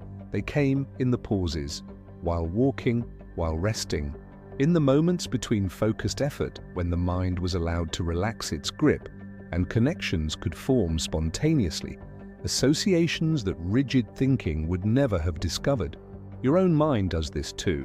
Solutions to problems sometimes arrive in sleep when conscious thought has ceased and deeper processes can work unimpeded.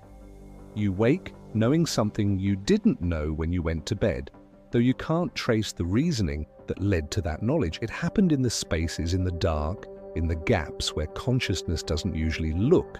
The first ones discovered that relationships deepened in the spaces between words, when conversation flowed without pause, when silence was uncomfortable and immediately filled, communication remained superficial. But when people could sit together in silence, when pauses were allowed to extend, something else became possible. In the silence between exchanges, you could feel the other person, sense their presence in a way that words obscured. You could notice subtle shifts in energy, in mood, in the quality of attention. And paradoxically, when you sat in silence with someone, truly comfortable with not speaking, the words that did eventually come were more meaningful, more precise, more true.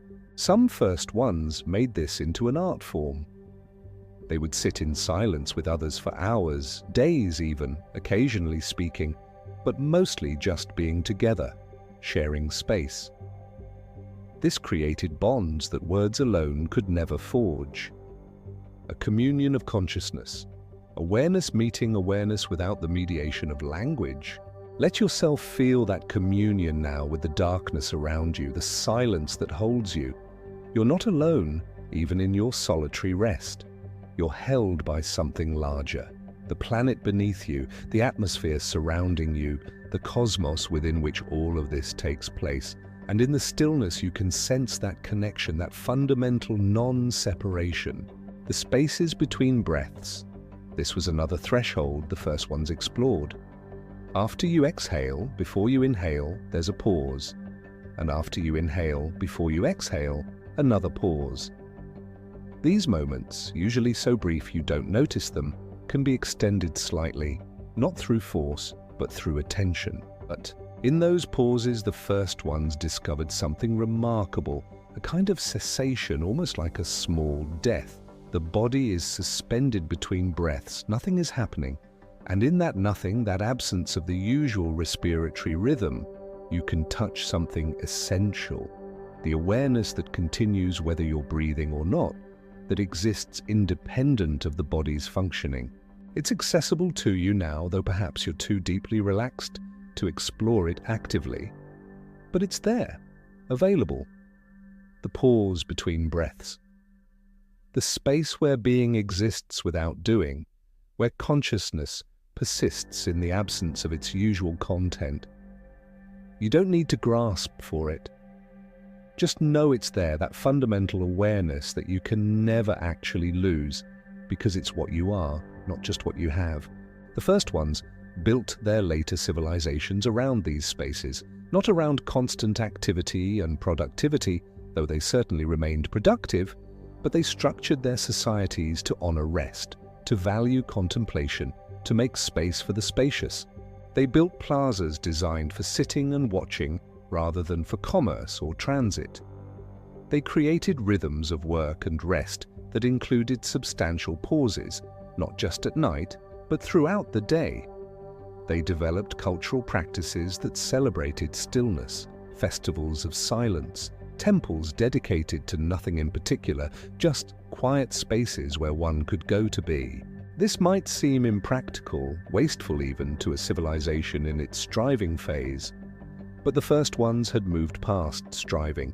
They had achieved what they set out to achieve: survival, establishment, flourishing on new worlds.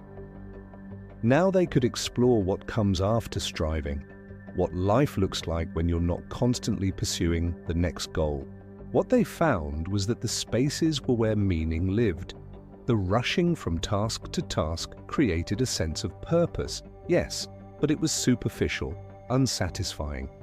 The deep meaning, the kind that sustained spirit and not just body, was found in the pauses, in the moments of reflection, in the times when you weren't doing anything, but simply being present to existence itself. You're living this truth now in your deepest rest. Nothing is being accomplished. No tasks are being completed. You're not moving toward any goal. And yet this time is perhaps the most valuable of your entire day, because in sleep, in the spaces between waking and dreaming, between one cycle and another, your system resets, healing happens, integration occurs. You're not doing any of this consciously, but it's happening anyway, in the spaces, in the gaps, in the profound wisdom of the body that knows how to rest completely. The first ones learned that death itself was just another space, the largest gap, the longest pause, not an ending so much as a transition, a passing from one state to another. They didn't fear it the way earlier generations had, or rather, they felt the fear, that primal, biological resistance to cessation, but they didn't let it dominate their relationship to existence. They understood death as necessary, as part of the pattern. Without death, there could be no birth, no renewal, no space for new forms to emerge. The universe worked through cycles of creation and destruction, condensation and dissolution. Every form was temporary, including their own. And that was okay. That was how it should be. In accepting death, they became more alive, not needing to grasp so tightly to life they could actually experience it more fully. Each moment became more vivid because it was understood as finite, precious, unrepeatable. The spaces between moments became more noticeable because every moment mattered, and therefore every space did too. Your own small deaths and rebirths happen constantly. Every time you fall asleep, you die a little. Identity dissolves, consciousness fragments. You lose track of who and where and when you are. And every morning you're reborn. Consciousness reconstitutes itself. Identity reforms. You wake as yourself again, but never quite the same self. Always slightly transformed by whatever happened in the space between. The first ones honored these daily dyings and resurrections. They treated sleep as sacred, as a necessary surrender, as practice for the larger surrender that would eventually come. They said goodbye to each day as it ended, letting it go completely rather than carrying it into sleep. And they greeted each morning as a gift, grateful for the return of consciousness, even though return was never guaranteed. In the deepest spaces between thoughts, the first ones sometimes encountered something they couldn't quite name, a presence, an intelligence, a sense that consciousness itself was more than just the local phenomenon of their individual minds, but something universal, something they were participating in rather than possessing.